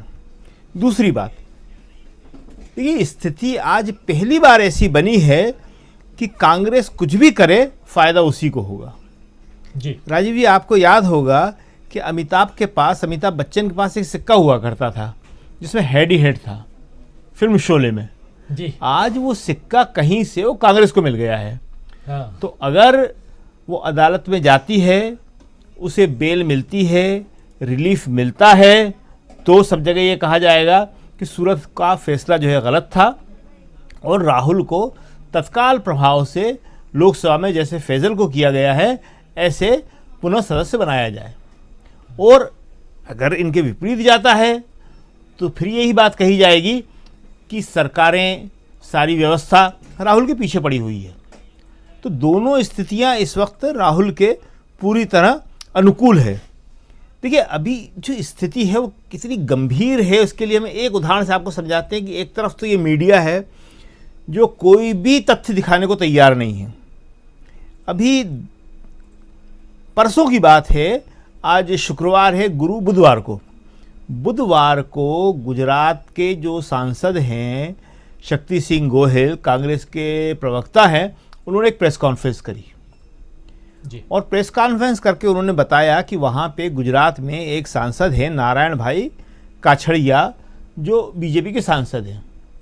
उन नारायण भाई काछड़िया के ऊपर एक डॉक्टर ने आरोप लगाया, डॉक्टर अपनी इमरजेंसी ड्यूटी पे था, दलित डॉक्टर था, कि नारायण भाई काछोड़ वहाँ आए और उसको वहाँ आके गालियाँ दी जातिगत, उसको मारा पीटा और जान से मारने की धमकी दी। इमरजेंसी ड्यूटी कर रहा था डॉक्टर, दलित डॉक्टर पुलिस में गया, मुकदमा हुआ, और वहाँ पे कोर्ट ने सांसद को 3 साल की सजा सुनाई, 2 नहीं पूरी 3। लेकिन लोकसभा से उनकी सदस्यता रद्द नहीं हुई। कांग्रेस वहाँ गई, कांग्रेस ने कहा नहीं, सांसद को अपने आप टाइम मिल गया, वो हाई कोर्ट गए, हाई कोर्ट ने भी उनकी सुनवाई नहीं करी, कहले बहुत गंभीर मामला है, तुम जातिगत गालियां दे रहे हो, सांसद होके जान से मारने की धमकी दे रहे हो, नो। फिर कांग्रेस वाले गए लोकसभा में, साहब इसकी सदस्यता निलंबित करिए, कह लगे नो। उसके बाद वो हाई कोर्ट गए। ये सारी बातें शक्ति सिंह गोहिल परसों बता रहे हैं प्रेस कॉन्फ्रेंस में AICC में बैठ के, और मुझे लगता नहीं है कि ये कि खबरों में आया है या किसी टीवी ने दिखाया है या हमारे ज़्यादातर दोस्तों को भी मालूम है। मालूम ही नहीं हो सकता, क्योंकि किसी ने दिखाया ही नहीं, किसी ने बताया ही नहीं। तो जनाब वो फिर सुप्रीम कोर्ट में गए, सुप्रीम कोर्ट ने कहा तुमने तो बहुत गंभीर अपराध किया है, फ़ौरन माफ़ी मांगो डॉक्टर से। काछड़िया साहब ने माफ़ी मांगी, कहले 5 लाख का उसको हर्जाना दो, उन्होंने हर्जाना दिया। तब जाकर उसको रिलीफ दिया, मगर उसकी सदस्यता निलंबित नहीं हुई। और राहुल की मैक्सिमम सज़ा दी, जो हम लोग पहले भी इस पे कह चुके हैं कि 1860 में आईपीसी बनी है, 1860 से ये मानहानि की धारा आईपीसी में आती है, 504 है, और तब से लेके आज तक, अब जोड़ते रहिए 1860 से ये 2023 चल रहा है, कितने साल हो गए, जोड़ते रहिए जी। किसी को भी मैक्सिमम 2 साल की सज़ा नहीं हुई। अब समझ लीजिए। अब दूसरी बात कि मामला कहाँ का है, हम लोग बार बार जिक्र कर रहे हैं कोलार का, कर्नाटक का। कोलार का मामला, कर्नाटक का मामला, उसमें मानहानि का केस कहाँ, गुजरात में, सूरत में, हो ही नहीं सकता जी। जिन लोगों के खिलाफ मामला था, जिन लोगों को शिकायत थी, जिन लोगों के नाम राहुल ने लिए थे, ललित मोदी और नीरव मोदी, उनमें से कोई कोर्ट नहीं गया। एक तीसरा आदमी कोर्ट जा रहा है जिसका कोई मतलब नहीं था इस मामले से, वो कोर्ट जा रहा है। जबकि मानहानि के मामले में साफ कहा जाता है कोर्ट वही जाएगा जिसके खिलाफ, जिसको शिकायत है। अब आप देखिए कि इन सब चीज़ों से ललित मोदी जी कितने अपने आप को ताकतवर महसूस कर रहे हैं, जो देश से पैसा लेके भागे, जिनको चार्जेस हैं, और वो राहुल गांधी को धमकी दे रहे हैं कि मैं आपको लंदन के कोर्ट में घसीटूंगा जी। तो सारी स्थितियां जो हैं वो बहुत ही कॉम्प्लिकेटेड हैं, और वो सब मिला के राहुल को घेरने की कोशिश है। क्यों है? क्योंकि देखिए, राहुल जैसे ही थोड़े से ताकतवर होते हैं तो उसके कई तरह के जो है चीज़ें उसके सामने आती हैं, इम्पैक्ट सामने आते हैं। जैसे एक सबसे बड़ा इम्पैक्ट आया कि विपक्ष एक हो गया, और आप देखिए कि विपक्ष के एक होने के बाद केजरीवाल कितने मुश्किल, कितने कठिन और कितने बड़े सवाल पूछने लगे सीधे प्रधानमंत्री से। ममता बनर्जी अपने सामने एक वॉशिंग मशीन रख के खड़ी हो गई, उसमें वो काला कपड़ा डाल के लोगों को बता रही हैं कि देखो ये काला कपड़ा गया और ये वाइट आ गया, ये बीजेपी की वॉशिंग मशीन है। ये सब इससे पहले नहीं हुआ था। ये उसी जिसका आप जिक्र कर रहे हैं कि 23 मार्च को राहुल के खिलाफ जजमेंट आया, 24 मार्च को उनकी सजा लंबी थी, और उसके बाद सबकी समझ में अपने आप आ गया कि भाई अगर राहुल गांधी इतनी बड़ी, ये जो आप कह रहे थे वही है। जी हाँ कि राहुल गांधी जो इतनी बड़ी पार्टी के नेता हैं, जिन्होंने अभी 5 महीने की इतनी बड़ी यात्रा निकाली जो पूरे भारत में ऐतिहासिक है, जिसके लिए फारूक अब्दुल्ला ने कहा था कि इससे पहले आदि शंकराचार्य ही कश्मीर आए थे पैदल चलते हुए। कहाँ आदि शंकराचार्य जैसी महान शख्सियत जी, और उसके बाद ये राहुल गांधी आए हैं पैदल चलते हुए कश्मीर। कितनी बड़ी बात है। तो ये यात्रा जो है अपने आप में बहुत इम्पैक्ट डालने वाली थी, और इससे जो है सारे के सारे लोग जो है वो घबराए हुए हैं। तो विपक्ष को अब ये बात जो समझ में आ गई है कि अगर हम एक नहीं हुए, एक साथ मिलके नहीं लड़े, तो जैसे मनीष सिसोदिया चले गए, आज केजरीवाल के ऊपर इतना बड़ा फाइन हो गया, और आगे ही बहुत कुछ होगा। अभी कहानी ख़त्म नहीं हुई है, अभी तो बीजेपी की तरफ से कहानी शुरू हुई है। क्यों? क्योंकि अभी कर्नाटक का चुनाव है। जिस तरह गुजरात बहुत बड़ा इंपॉर्टेंट था बीजेपी के लिए, उसी तरह कर्नाटक भी है। बिल्कुल। क्यों है? दक्षिण भारत, क्योंकि ये दक्षिण भारत, और दूसरी बात कांग्रेस का सबसे बड़ा गढ़ हुआ करता था। कितना बड़ा गढ़, इसको हम इसी बात से समझ सकते हैं कि इंदिरा गांधी को 77 में 78 में जब जरूरत पड़ी, जब वो रायबरेली से चुनाव हार गई, तो चुनाव लड़ने कहाँ गई? कर्नाटक, चिकमंगलूर। सोनिया गांधी को जब जरूरत पड़ी तो चुनाव लड़ने कहाँ गई सोनिया गांधी? कर्नाटक। तो ये कर्नाटक कांग्रेस का इतना मजबूत गढ़ होता था, किसी को भी जरूरत पड़ जाए तो कहते थे चलिए कर्नाटक चलिए, वहाँ सेफ सीटें हैं सारी की सारी, आप कहीं से भी लड़ेंगे जीत जाएंगे। उस पर एक बार बीजेपी आ गई है, अब बीजेपी इसको किसी भी कीमत पर छोड़ना नहीं चाहती। तो ये एक बड़ा इंपॉर्टेंट है कि एक तो कर्नाटक का चुनाव जहाँ पे बीजेपी की हालत बहुत ज़्यादा ख़राब है, और उसके बाद अन्य राज्यों के चुनाव जहाँ पे भी मुश्किल है। इसीलिए जो हम ये बात कर रहे हैं, तो ये सांप्रदायिकता का जो जहर है वो इस कदर फैला रहे हैं कि देखिए सब विरोधी हैं इस बात का कि अमेरिका को नहीं बोलना चाहिए, हम कहते हैं बिल्कुल नहीं बोलना चाहिए, जर्मनी को नहीं बोलना चाहिए, बिल्कुल नहीं बोलना चाहिए, मगर इन टीवी वालों की ज़बान को भी थोड़ा रोक दीजिए। ये जितना जहर फैला रहे हैं अपनी डिबेटों के माध्यम से, ये रात दिन जो हिंदू मुसलमान कर रहे हैं, ये इस नफरत के जहर में पूरे देश को डुबो देंगे। बिल्कुल। ये लोग नहीं समझ रहे बिल्कुल इस बात को, और आप बिल्कुल सही आपने जो कहा था इस बात को कि ये जो स्ट्रेटेजी है, ये है, सब है, ये सब काम करेगी, लेकिन स्ट्रेटेजी और हर चीज़ से बढ़ के जो है वो हमारा भारत है, ये देश है, ये समाज है, इसको बने रहना है। और इसको बने रहने के लिए ही राहुल ने जो यात्रा निकाली, और राहुल आज फिर बात कर रहे हैं जो आप ही ने दिखाया था अभी सामने कि मैं सच की लड़ाई लड़ूंगा। तो ये सच की लड़ाई है और बाकी इसमें और कुछ नहीं है। जी जी जी शकील अख्तर जी, बहुत कुछ आपने यहाँ रख दिया और विश्लेषण बहुत शानदार सटीक विश्लेषण आपका कि क्या कुछ देश में हो रहा है, विदेश, देश, और राहुल गांधी, कांग्रेस का प्लान, और साथ साथ बीजेपी क्या कुछ करने जा रही है, क्या कुछ चाहती है। अमलेंदु उपाध्याय जी, क्या कारण है कि देश के गृह मंत्री को कहना पड़ रहा है कि आखिर राहुल गांधी अपील क्यों नहीं करते? देश के गृह मंत्री को तो कहना चाहिए था कि राहुल गांधी को सजा हो गई है, अब उनको जेल में होना चाहिए, अब वो, लेकिन वो कह रहे हैं कि उनको अपील करना चाहिए। ये आखिर फर्क क्यों आ रहा है सेंटेंस में? विपक्षी दल का नेता और वो नेता जो ये भी कह रहा है कि मुझे गलत केस मेरे ऊपर दायर करके फंसाया गया, और बार बार कहा जाता रहा कि तुम नरेंद्र मोदी का नाम ले लो, हम तुम्हें छोड़ देंगे। बहुत पुरानी बात नहीं, अभी 3 दिन पहले एक टेलीविजन चैनल पे वो बोल रहे थे अमित शाह जी कि मुझे फंसाने के लिए क्या क्या नहीं किया गया, मुझ पर केस किया गया, मुझे जेल में डाला गया, तड़ीपार हो गए, वो आपको पता ही है, 6 महीने के लिए निकाल दिए गए थे गुजरात से।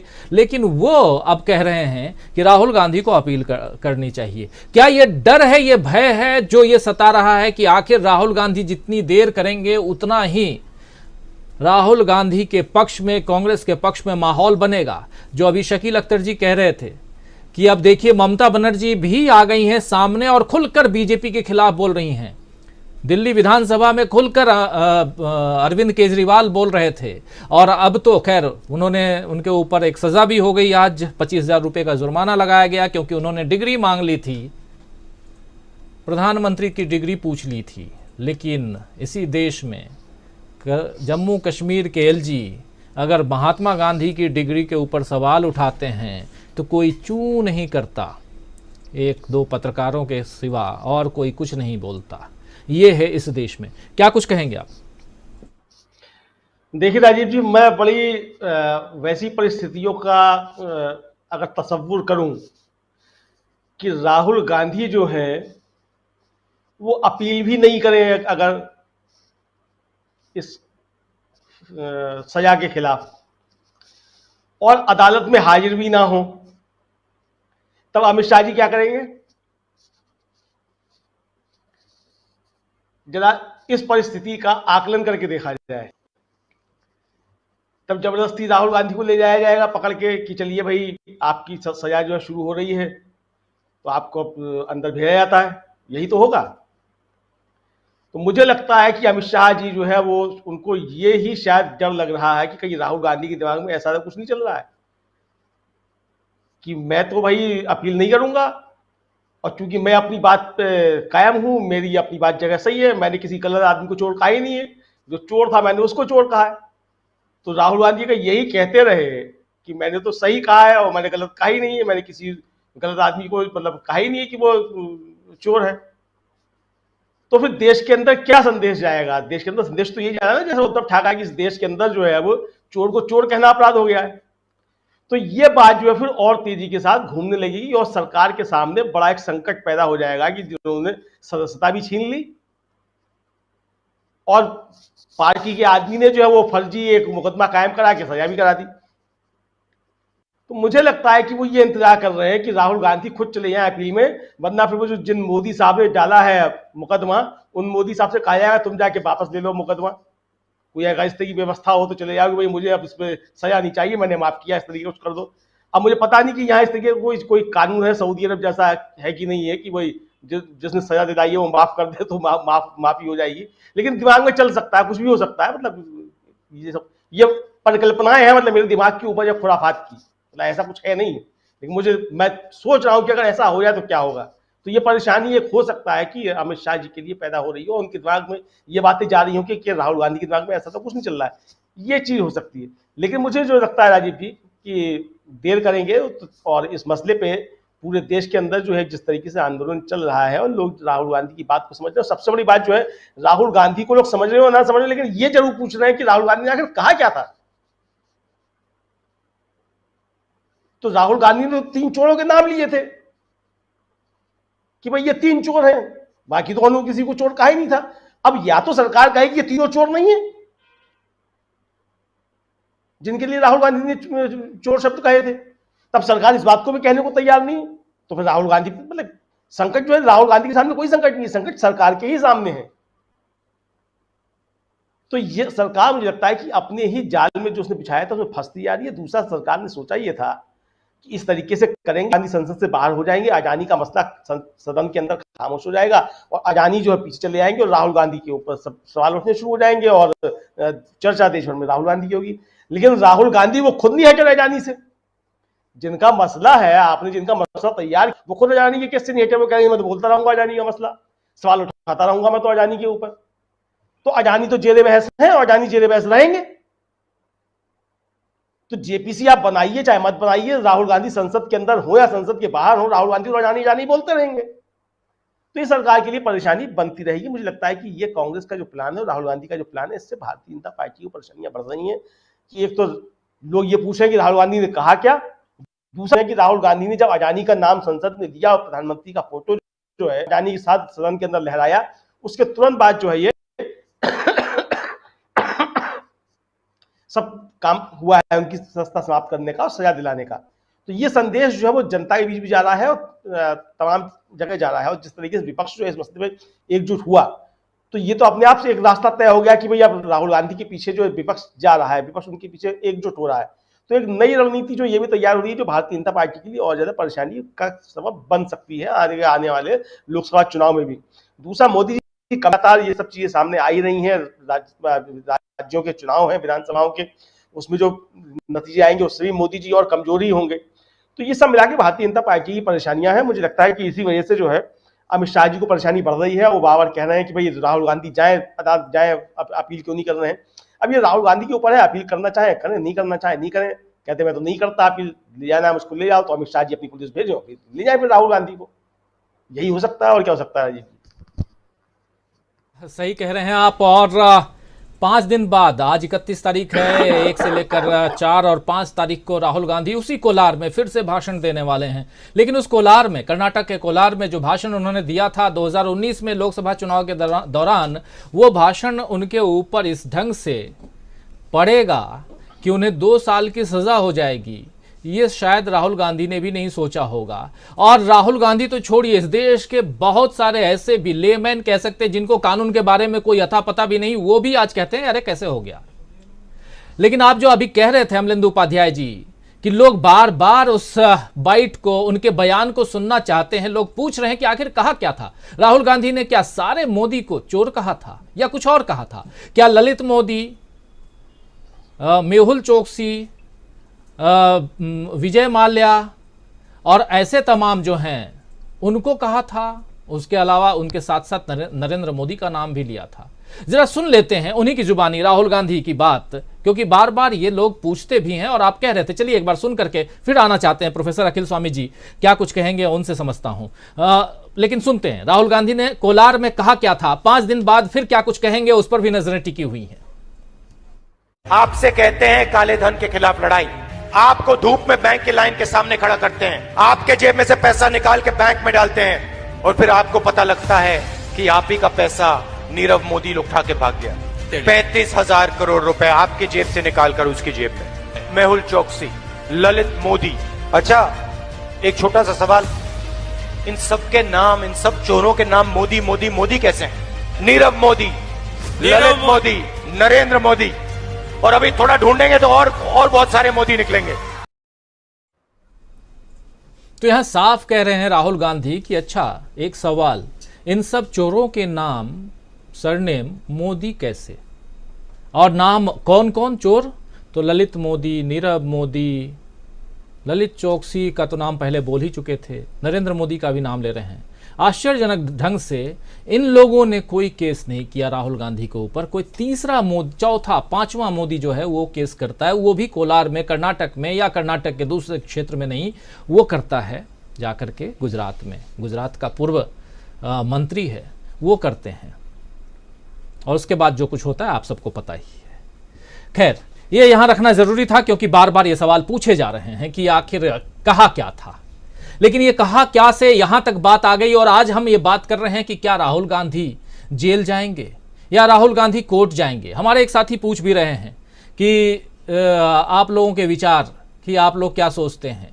अभी एक विचार हमारे एक साथी शकील अख्तर जी का विचार आप सुन लिए कि राहुल गांधी अगर नहीं जाते हैं कोर्ट तो राहुल गांधी ने सजा स्वीकार कर ली, इसलिए कोर्ट नहीं जा रहे हैं, इसलिए राहुल गांधी को कोर्ट जाना चाहिए, इस सजा के खिलाफ आवाज उठानी चाहिए कि जो कुछ हुआ है वो गलत हुआ है और ऐसा किसी और के खिलाफ ना हो, इसलिए भी जाना चाहिए। तो लेकिन कई लोग कह रहे हैं कि नहीं वो नहीं जाएंगे तो उससे कांग्रेस को फायदा है। लेकिन कांग्रेस को फायदा हो ना हो, राहुल गांधी को इससे बहुत नुकसान है। नुकसान इसलिए है क्योंकि 2 साल की सजा और उसके साथ साथ 6 साल वो चुनाव नहीं लड़ पाएंगे। 6 साल चुनाव नहीं लड़ने का मतलब 2 और 6 8 साल, मतलब सीधा 2 चुनाव वो नहीं लड़ पाएंगे, 2024 का चुनाव और 2029 का चुनाव। तो क्या कांग्रेस ये चाहेगी कि राहुल गांधी संसदीय प्रणाली से चुन करके संसद तक ना पहुंचे और वो जेल में रहें, जेल में ना भी रहें तब भी वो सजा भुगतें और उनकी पार्टी सजा भुगते? जो आदमी आज की तारीख में पार्टी का ब्रांड एम्बेसडर है, जिस आदमी ने पार्टी को बिल्कुल खड़ा कर दिया, जिस आदमी ने एक एक कार्यकर्ता को झकझोर करके सड़क पे ले आया, वो आदमी क्या ये सब कुछ नहीं सोच रहा होगा? सवाल तो बहुत हैं, लेकिन इन तमाम बातों के साथ समझना चाहता हूं कि आखिर कोलार से जो कुछ होने जा रहा है या कर्नाटक जो है, क्या मुख्य बिंदु कर्नाटक का चुनाव है या उसी पर पूरा फोकस कांग्रेस का भी है? इस हिसाब से देखा जाए और इसीलिए ये देरी हो रही है, कोर्ट जाएं या इसके बारे में कुछ आगे बोलें? जरा बताइए, समझाइए जरा प्रोफेसर अखिल स्वामी जी। तो यह है कि हम लोग और हम पैनलिस्ट बिना बात परेशान हो रहे हैं, हमारे से 1000 गुना ज्यादा परेशान बीजेपी है। तो अभी तो पूरा 1 महीने का टाइम है, जरा सांस तो फूलने दीजिए, उनको सांस तो लेने दीजिए, उनको सोचने तो दीजिए। जो एक प्रकार का प्रश्न चिन्ह लग गया है कि वो क्या करेंगे, ये स्ट्रेटेजी में सबसे बड़ी जीत होती है जब आपको ये ना पता चले कि विपक्ष करने वाला क्या है। दूसरी बात राजीव जी ये है कि जो न्याय प्रक्रिया है देश की, मैं उसका बहुत सम्मान करता हूं। न्याय प्रक्रिया से मैंने 2 बातें सीख ली हैं और मैं आपसे राय देता हूं और जितने भी प्राइवेट सेक्टर और सरकारी नौकरी में नौकरी देने वाले हैं उनको मैं एक राय देना चाहता हूं। अब जो कोई आके आपके दफ्तर में कहे नौकरी लेते समय कि मैं एमए पॉलिटिकल साइंस हूं, तो उस यूनिवर्सिटी का ओरिजिनल डिग्री ही केवल मत मंगाइएगा, एक आदमी भेज के पता चला लीजिएगा कि वो डिग्री वहां मिलती थी या नहीं मिलती थी। उसके 10 सीनियर जूनियर और उसके क्लास फेलो से सर्टिफाई भी करा लीजिएगा, हाँ ये मेरे साथ क्लास में बैठता था, मैं कर सकता हूं। क्योंकि बाद में अगर आपने उसकी डिग्री या आपने पूछ लिया कि अपनी डिग्री ले आओ सत्यापित करके, वो चला जाएगा और नजीर बनी है इस कोर्ट की, वो जो आप प्रश्न पूछेंगे 25,000 पे आपका फाइन हो जाएगा। अच्छा, दूसरी बात राजीव देखिए, साहब की जो मित्रता है वो बड़ी कष्टदायक होती है। आप ज्यादा नजदीक जाने की कोशिश राजीव जी आपको भी कष्ट होगा। देखिए 3 उदाहरण, एक जापान के प्रधानमंत्री थे, उनका क्या हश्र हुआ आपको देखा। दूसरे आपके इजराइल के हैं नेतन्याहू साहब, उनका क्या हाल हो रहा है आप देख रहे हैं। और तीसरे हैं अमेरिका के राष्ट्रपति डोनाल्ड ट्रंप, जिनके लिए उन्होंने कहा था इस बार ट्रंप सरकार, एक पॉर्न स्टार को करोड़ों रुपए देने के चक्कर में उनको सजा हो गई है। तो मैं तो ये अपना एक बड़ा खुशनसीब आपको मैं समझता हूं कि मैं उनके पक्ष में कोई प्रचार नहीं कर रहा हूं, मैं भक्त नहीं बना। क्योंकि जो भक्त हैं उनके साथ जितने भी 3 भक्त थे, एक अमेरिका में थे, एक इजराइल में थे और एक जापान में थे। अब वो जो इंडिया वाले हैं और रूस वाले हैं उनका क्या होगा ये मुझे नहीं पता, लेकिन आज के तारीख में जितने भी डेमोक्रेसीज हैं वो साहब के अगेंस्ट है। मैं साहब का नाम नहीं लूंगा वरना फिर मानहानि का केस बन जाएगा। जो साहब हैं उनके जो वेस्टर्न डेमोक्रेसीज हैं वो अपोजिशन कर रही हैं और जितनी भी संप्रदायवादी और जितनी भी तानाशाही शक्तियां हैं उनका सहयोग कर रही हैं। लेकिन उनको भी ये लेसन लेना चाहिए कि साहब जिस पे हाथ रख दें, एक बार हमने उदाहरण लिया था, मैं आप साहब से कोरिलेट नहीं करूंगा फिर कष्ट हो जाएगा मुझे। आपने मैं बिल्कुल प्रसंग कोई जीवित या मृत्यु व्यक्ति से ऐसा कोई संबंध नहीं है। भस्मासुर का जो प्रसंग है, जो शिव ने शक्ति दी थी और शिव के ही ऊपर हाथ रखने का प्रयास किया था भस्मासुर ने, और फिर भगवान विष्णु को अवतार लेके उनको नष्ट करना पड़ा था। बिल्कुल उसी प्रकार की स्थिति है। तो मैं तो ये कहूंगा कि बिल्कुल अपने विवेक का उपयोग करें। भारत माता को मजबूत बनाने के लिए 140 करोड़ सारे धर्म और संप्रदाय, और जो हिंदू मुसलमान की बात करते हैं राजीव जी, 1 मिनट और ले लेता हूं, पुष्यमित्र शुंग के बारे में पढ़ लीजिएगा। सबसे ज्यादा युद्ध और सबसे ज्यादा रक्तपात जो हुआ था वो पुष्यमित्र शुंग ने मठों का किया था।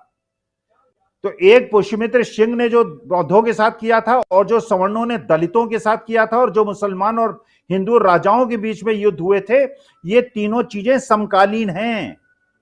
केवल एक चीज जो आपके फेवर में है हिंदू मुसलमान, उसका केवल एक पक्षीय वर्णन आप करते हैं, लेकिन जो दलितों पे अत्याचार न केवल हुए हैं, आज भी हो रहे हैं, उसका प्रसंग नहीं छेड़ते।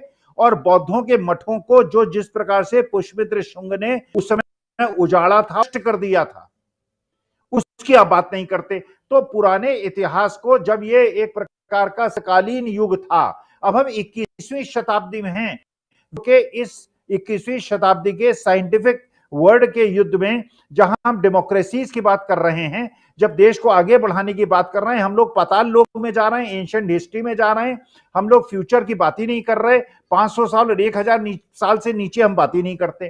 तो ये राजीव जी बड़ा दुखद काल है, और मुझे बड़ी खुशी है इस 9 साल में बिना किसी भय के एक शिक्षक के रूप में भक्त न बना, न भक्त बनने की ओर अग्रसर हुआ। बिल्कुल बिल्कुल। एक थोड़ा सा करेक्शन करना चाहता हूं। डोनाल्ड ट्रंप को अभी सज़ा नहीं हुई है, लेकिन उनके ऊपर अब केस चलने वाला है, और जो उनका नाम इस जो केस है उस केस में आ चुका है, जो आगे चल करके उनको बहुत खतरे में डाल सकता है। यानी कि जो पोर्न स्टार के साथ वाला जो मामला है वो चल रहा है, और ये आगे बढ़ करके ये कहा जा रहा है कि उनको सज़ा हो जाएगी। अगर सज़ा होगी तो अभी जो इलेक्शन होगा आने वाले समय में, उस इलेक्शन को भी डोनाल्ड ट्रंप नहीं लड़ पाएंगे। तो बहुत कुछ तो आप बता ही रहे थे, चाहे वो इजराइल का मामला हो, इजराइल के प्रधानमंत्री बेंजामिन नेतन्याहू का मामला हो, चाहे डोनाल्ड ट्रंप का मामला हो, चाहे और मामले हों, लेकिन इन मामलों के साथ में जो दोस्ती की बात है, साहिब की दोस्ती, वो कहाँ है? साहिब की दोस्ती की बात आप कर ही रहे थे, लेकिन इसमें एक बात और जोड़ दूं, ये रूस के जो राष्ट्रपति हैं व्लादिमीर पुतिन, वो ना काहू से दोस्ती ना काहू से बैर वाले उस पर रहते हैं। वो जो हैं वो बहुत दूर से नमस्कार करते हैं, और ऐसे भी बहुत नज़दीक से मैं बता रहा हूँ कि रूस बहुत खुश नहीं है भारत के पूरे अभी पिछले 7-8 साल के क्रियाकलापों से, क्योंकि रूस भारत का बहुत अभिन्न मित्र होता था और वो अब नहीं रहा।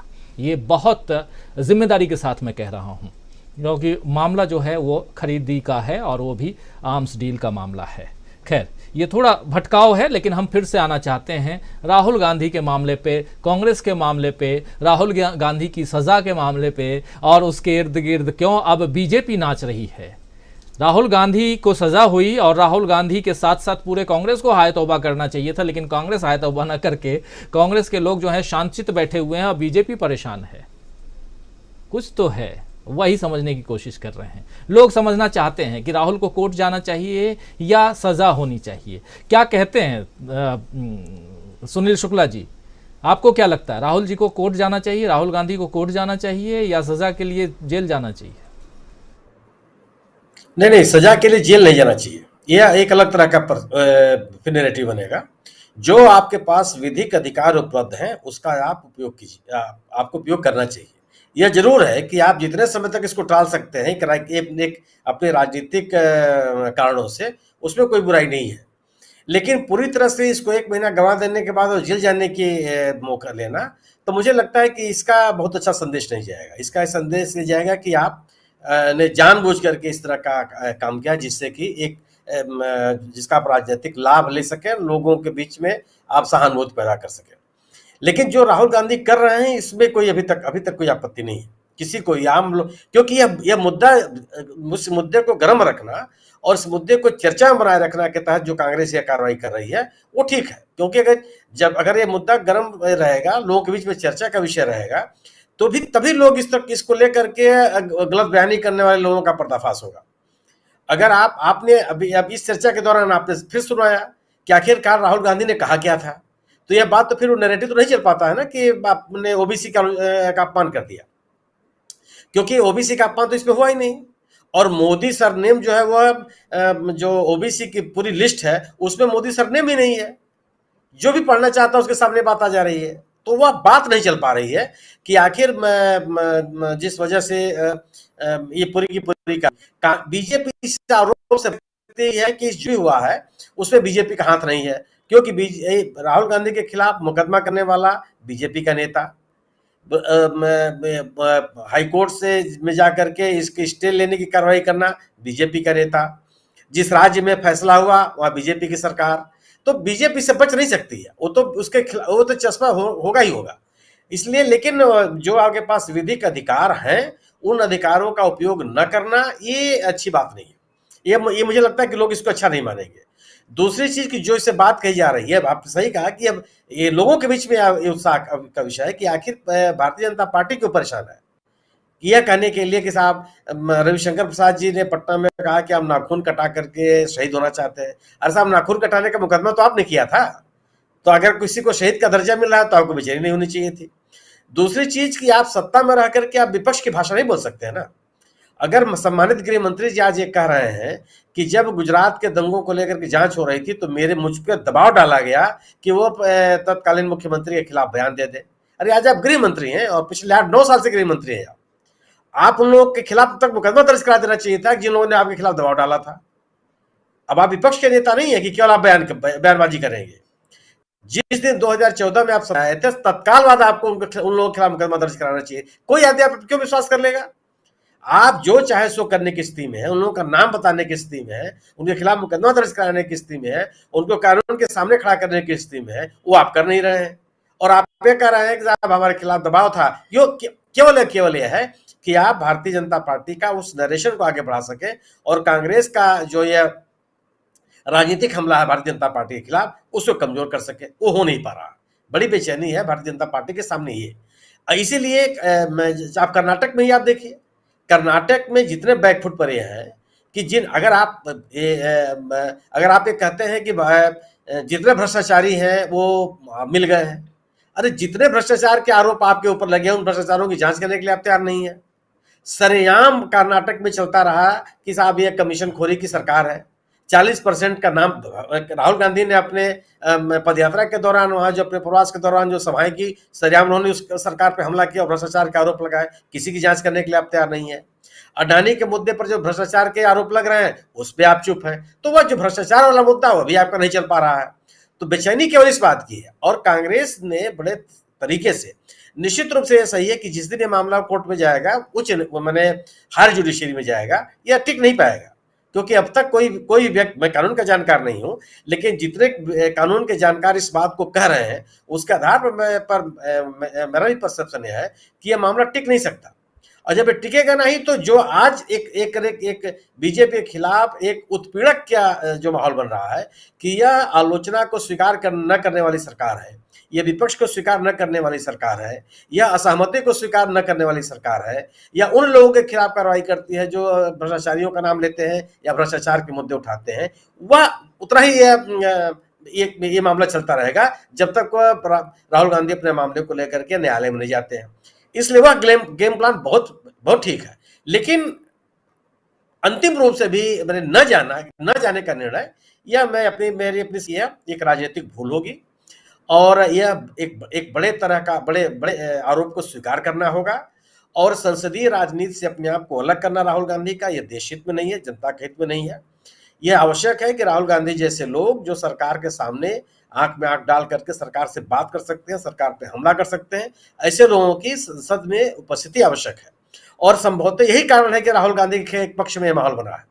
राहुल गांधी ने अपनी पदयात्रा के माध्यम से और सरकार पर लगातार हमला करके एक विश्वसनीयता कायम की है और एक ऐसे नेता की अपनी छवि बनाई है जो बड़ी मजबूती के साथ सरकार से लड़ रहा है, और एक ऐसा नेता जो सरकार के जितने भी उत्पीड़न के माध्यम है उनसे कभी घबराया नहीं और अपने पैर वापस नहीं किए।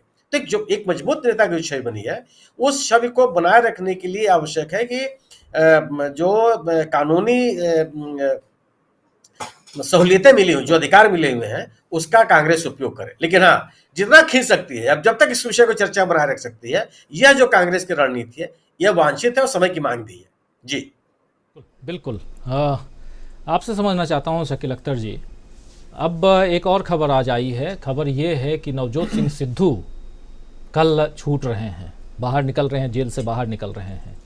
नवजोत सिंह सिद्धू एक फारब्रांड नेता माने जाते हैं। जब वो बीजेपी में थे तब भी, बीजेपी के बाद जब कांग्रेस में आए तब भी, और ख़ासकर पंजाब चुनाव के समय नवजोत सिंह सिद्धू जो हैं वो काफ़ी सुर्खियों में थे, और क्या कुछ हुआ वो हम सब देख चुके हैं। लेकिन उसके बाद क्या एक अच्छा साथ देख रहे हैं आप जब वो निकल के आएंगे? क्योंकि फायर ब्रांड नेता अगर आता है, अपने हिसाब से बोलता है, ललकारता है, तो एक अलग ताकत दिखाई देगी क्या कांग्रेस में? देखिए राजीव जी, अब ये जो मामला है ये व्यक्तियों से आगे बढ़ के ये विचार का मामला बन गया है और बहुत बड़ा मामला बन गया है। ये मूल बातें इसमें दो ही हैं। एक पहला कि 20,000 करोड़ रुपए किसके हैं, ये सबसे बड़ी बात है। और दूसरा ये कि लोकतंत्र पे हमला और अभिव्यक्ति की स्वतंत्रता पर हमला। हम पहले भी कह चुके हैं कि चाहे वो अमेरिका हो, चाहे जर्मनी हो, भारत का कोई भी आदमी उससे सहमत नहीं है। लेकिन सवाल जो उठा रहे हैं वो लोग, वो क्यों उठा रहे हैं, ये हमें समझना पड़ेगा और सबको समझना पड़ेगा। अमेरिका और यूरोप और इंग्लैंड, इन सब की जो बेसिक चिंता है हमेशा रही है वो लोकतंत्र रहा है, और वो ये मानते हैं कि मदर ऑफ लोकतंत्र जो है वो भारत है। खुद प्रधानमंत्री जी ने हमारे कहा mother of democracy, mother of democracy. खुद हमारे प्रधानमंत्री जी ने कहा कि वो तो हमारे यहाँ महाभारत काल से था, वैदिक काल से था। तो वो जब हमारे यहाँ इतना पुराना था, तो आज अगर उसको खतरे में कोई देखता है, वो कोई भी हो, तो उसकी चिंता जो है वो वाजिब है, उसको आप गैर ज़रूरी नहीं बता सकते। दूसरी बात, अभिव्यक्ति की स्वतंत्रता। आज की तारीख में किसी के पास भी वो स्वतंत्रता बची नहीं है। इस बात को लेके तमाम कोर्ट कह रहे हैं कि आज वो स्वतंत्रता जो है वो खतरे में पड़ रही है जी। तो ये जो दो चीज़ें हैं ये बहुत इंपॉर्टेंट है, और इन दो चीज़ों के लिए ही सारे लोग, चाहे कांग्रेस के हों, कांग्रेस में भी तो G20 था, और कांग्रेस में अभी भी जो हैं राहुल के खिलाफ बहुत सारी लॉबी हैं, ऐसा नहीं है, लेकिन वो सब एक हो गए हैं। और इसी तरह विपक्ष में आपने देखा था कि ममता बनर्जी ने कितना साफ कहा था कि नहीं, हम किसी के साथ नहीं लड़ेंगे, अकेले लड़ेंगे, और राहुल पर व्यक्तिगत प्रहार भी किए थे। इसी तरह गुलाम नबी आज़ाद जो भी छोड़ के गए थे कांग्रेस, उन्होंने राहुल पे व्यक्तिगत प्रहार किए थे कि ये कहाँ चले जाते हैं, क्या करते हैं। वो आज कह रहे हैं कि नहीं भाई, ये राहुल को लोकसभा से निकाले जाने का मैं समर्थन नहीं कर सकता। केजरीवाल जी, अखिलेश यादव जी, KCR जी, तो ये जब देखिए विचार की बात आ जाती है, जब थॉट की बात आ जाती है, मूल सिद्धांत की जब बात आ जाती है, जिसे आप अभी कह रहे थे सत्य अहिंसा, जो गांधी जी ने कहा, जो अब उस बात को राहुल गांधी भी कह रहे हैं, तो वो तो भारत का मूल विचार है ना, उसी के लिए तो दुनिया भारत की इज्जत करती है। आज मतलब सारे लोग इस बात में बड़ा आश्चर्य करते हैं और कर रहे हैं कि भाई हिंदुस्तान ने गुटनिरपेक्ष देशों का नेतृत्व किया, हिंदुस्तान गुटनिरपेक्ष देशों का नेता माना जाता था, और उसका प्रधानमंत्री विदेश में जाके गुटबाजी में पड़ जाए और कहे कि अब की बार ट्रंप सरकार। वहाँ का जो चुनाव चल रहा है, जो राजनीतिक गुटबाजी चल रही है, राजनीतिक माहौल चल रहा है, उसमें आप जाके कह रहे हैं, और आज हम आरोप लगा रहे हैं कि विदेशी हमारे मामले हस्तक्षेप कर रहे हैं। मौका आपने दिया, बिल्कुल। तो ये जो सारी चीज़ें हैं ये बहुत ही इम्पॉर्टेंट है, और इसीलिए आज जो है वो चाहे बीजेपी हो या राहुल के विरोध में जो दूसरे लोग हों, वो सारे के सारे घबराए हुए हैं। दूसरी बात, ये बड़ी इम्पॉर्टेंट बात है कि देखिए राहुल कोर्ट में जाएंगे, राहुल अदालत में जाएंगे, वो उनका अधिकार है और वो लेना भी चाहिए। बड़ी सिंपल बात है कि एक तो ये तोहमत लग जाना कि हाँ मैंने किया था, ये कोई ऐसी चीज़ नहीं है कि जिसको आप स्वीकार कर लो। ये उस तरह का होता है कोई आंदोलन में, अगर आप जनता का साथ देते हो, खड़े हो, या कोई बात हो कि भाई मैं जनता के साथ हूँ, जनता के साथ होने की भी एब्सर्ड किस्म की बात जो होती है जी, अमूर्त किस्म की जो बात होती है, उसमें आप कह सकते हो कि ठीक है, लेकिन आज की तारीख में ये एक मानहानि का केस है जिसमें कोर्ट ये कह रहा है कि आपने ये गलत काम किया, आपको इस तरह से किसी की मानहानि नहीं करना चाहिए थी, आप एक संसद सदस्य हैं। तो इसको स्वीकार कर लेना एक बहुत ही खतरनाक किस्म की बात होगी। वो राहुल के लिए भी अच्छी नहीं होगी, कांग्रेस के लिए भी अच्छी नहीं होगी। दूसरी बात, ये जेल जाने की बात है, इसको हम पहले भी कह चुके हैं। देखिए, एक टाइम था जब राजनीतिक लोग जो है जेल जाने से कभी डरते नहीं थे, घबराते नहीं थे। ये दीवाने कहाँ चले, जेल चले, जेल चले जैसे नारे लगाते हुए जेल चले जाते थे। वहाँ जेल में स्वागत होता था, उनकी सेवा के लिए दूसरे कैदी आ जाते थे। और जब इमरजेंसी के टाइम में तो जितने नेता गए सब वज़न बड़ा बड़ा के आए वहाँ से, सबके वेट बढ़ गए थे वहाँ पे। और कोई बुरी बात नहीं मानी जाती थी। मीडिया आपकी बात रखता था कि फलाने साहब इसलिए जेल गए, सरकार की गलती है। आज क्या होगा, जैसे ही आप जेल गए तो जेल के अंदर की स्थितियां तो बहुत बुरी हैं ही, मीडिया भी आपके खिलाफ बोलने लगेगी और आपकी बात अंदर से कहीं बाहर नहीं आ पाएगी। पहले तो ये होता था कि अगर उमा भारती वेश बदल के कहीं से कहीं पहुंच गई तो मीडिया उसको बड़ी तारीफ में लिखता था कि देखिए उमा भारती ने ये कर दिया। और यहाँ आज अगर कहीं गलती से राहुल ये कर ले तो मीडिया क्या लिखेगा, राहुल डर गए, या डर गया भी कह सकते हैं, वेश बदल के घूम रहा है। तो ये समय काल परिस्थितियों के हिसाब से जैसा माहौल हो उसी तरह से राजनीति करना चाहिए, तभी आपको सफलता मिलेगी। आज की तारीख में जनता के अंदर इतना ज़्यादा नफरत का और विभाजन का जहर भर दिया गया है कि उसकी वजह से आपको अपनी बात समझाना मुश्किल हो रही है। कोई साधारण परिस्थितियाँ नहीं हैं, बहुत ही असाधारण परिस्थितियों में कांग्रेस, राहुल और दूसरे विपक्षी दल काम कर रहे हैं। आज आप देखिए कि ये जो हो रहा है, ये जो अभी कल से फिर शुरू हुआ हिंदू मुसलमान का, और पूरे देश में कहाँ कहाँ हो रहा है ये, पश्चिम बंगाल में जहाँ बीजेपी की सरकार नहीं है, बिहार में जहाँ बीजेपी की सरकार नहीं है। बड़े ख़तरनाक किस्म के संकेत हैं ये। और लोगों के दिमाग में टीवी क्या दिखा रहा है, टीवी इतना जहर डिबेट कर रहा है, जहर फैला रहा है। और उसके बाद अगर आप उनसे कोई कहो तो कहते हैं हमें गोदी मीडिया क्यों कहा आपने। हाँ, आजकल ये भी तकलीफ है, ये भी तकलीफ है आपको, जी है भी तकलीफ है। तो आप जो है आज की स्थिति में बहुत ही मुश्किल परिस्थितियों में काम कर रहे हैं, और इसलिए इसमें आपको जनता के बीच ही रहना पड़ेगा। जेल वेल जाना ना कोई विकल्प नहीं है, आमरण अनशन जैसा कोई विकल्प नहीं है। आमरण अनशन करने का मतलब होता है कि 4 या 5 दिन बाद आपकी स्थिति ख़राब होने लगती है, आपकी किडनी पर असर पड़ने लगता है और कोई उठाने वाला नहीं होता। पहले ये होता था कि आपको उठा लिया जाता था, आज तो पहले दिन से आरोप लगने लगेंगे कि आप ग्लूकोज पी रहे हैं, किसी डॉक्टर का बयान दिलवा दिया जाएगा। स्थितियाँ इतनी ज़्यादा ख़राब हैं कि आपके लिए बहुत सारी मुश्किलें होंगी। और जेल में आपको जो क्या हालत होगी, या हम सबको मालूम है, सब लोग जानते हैं, जेल की रिपोर्टिंग सारे लोगों ने की है कि वहाँ क्या स्थितियाँ होती हैं। अगर थोड़ा सा ही प्रतिकूल माहौल बना दो तो वहाँ क्या होता है। तो इन स्थितियों में कांग्रेस जो है बहुत सोच समझ के कर रही है।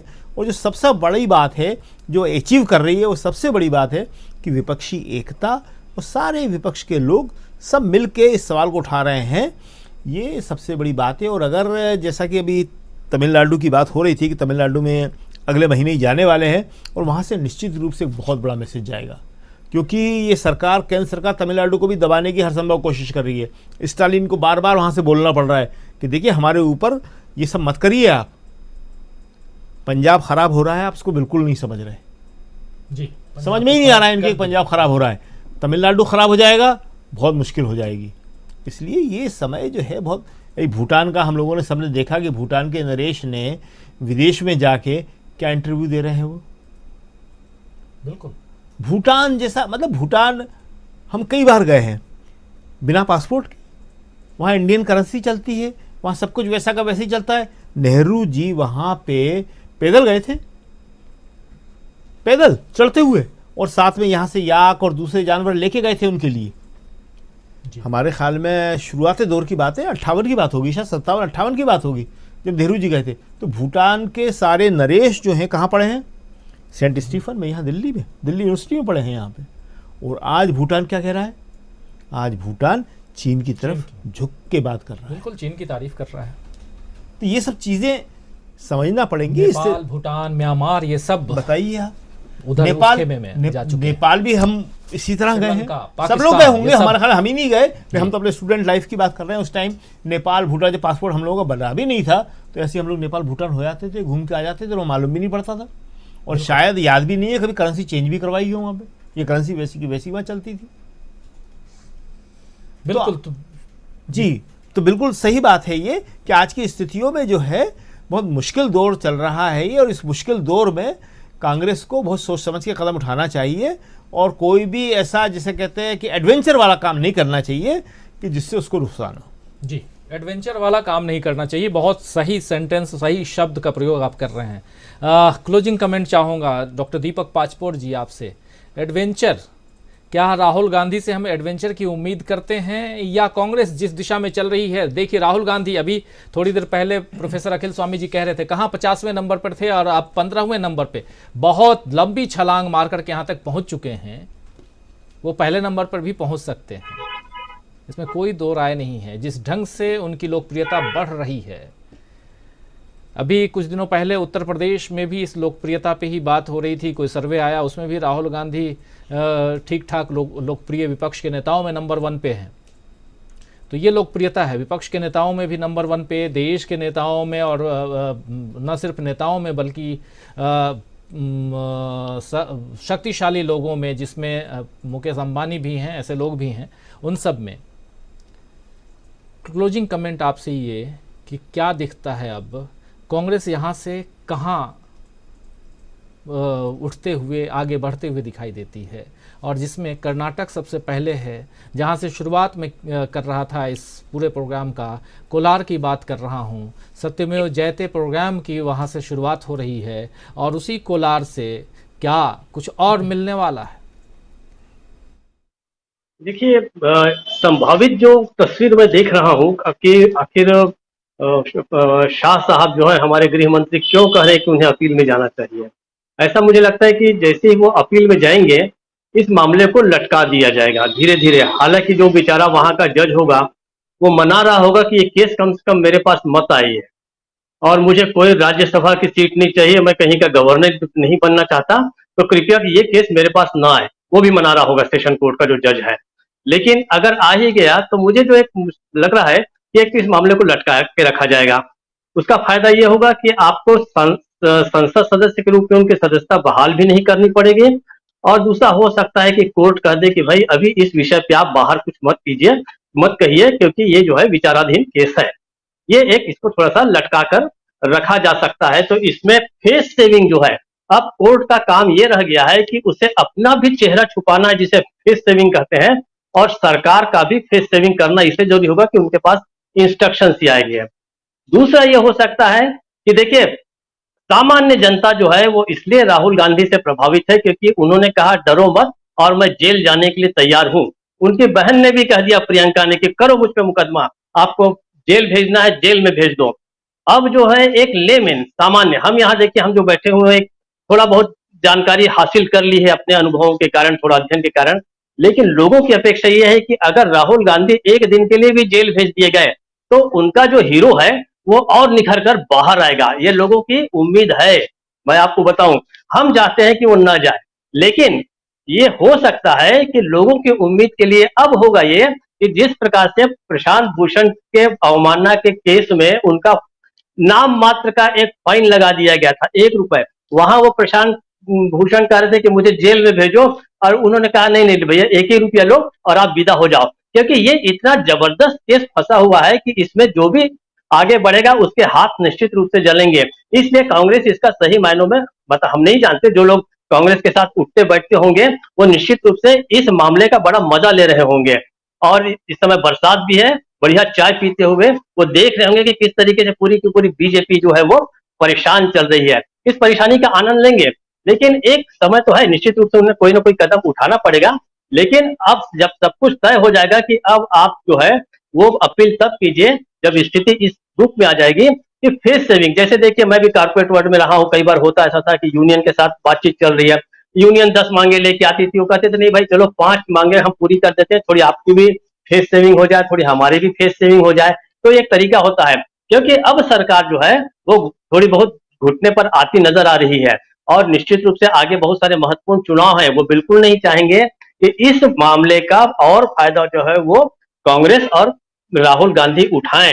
जिस प्रकार से उनकी लोकप्रियता इसके कारण बढ़ी है, अब उसको किसी तरीके से रोकने की कोशिश करेंगे, लेकिन सरकार की पराजय जो है इसको भी कोई हजम नहीं कर पाएगा, क्योंकि ये बताया जा रहा है कि भारतीय जनता पार्टी की सरकार इतनी ताकतवर है, कांग्रेस को हम पूरे की पूरी सफाया कर देना चाहते हैं, कांग्रेस मुक्त विपक्ष मुक्त भारत जो है हम बनाना चाहते हैं, तो उसे अपने जो चेहरा छुपाना है, जो अपनी लाज बचा के रखनी है, उसके लिए भी कोई बीच का रास्ता निश्चित रूप से निकाला जाएगा। लेकिन हाँ, ये बात जरूर है कि थोड़ा समय जरूर इस समय कांग्रेस लेगी और अपनी स्थिति को और मजबूत कर लेगी। ऐसा मुझे लगता है कि कम से कम कोलार वगैरह में जो भाषण होना है, 2-4 रैलियां हो जाए और कर्नाटक के अंदर जो है कांग्रेस का मोमेंटम बन जाए, उसके बाद कहीं इसके बारे में सोचा जाएगा, क्योंकि कांग्रेस के पास अभी टाइम है, अभी तत्काल उसे नहीं कर देना है, कोर्ट में चले जाना है। लेकिन जहां भी अभी स्थितियां तीनों चारों ऐसी है कि अगर मुझे ऐसा लगता है कि अगर राहुल गांधी को जेल भेज भी दिया गया तो इसका भी फायदा उसे मिलेगा, और इतने मुझे लगता है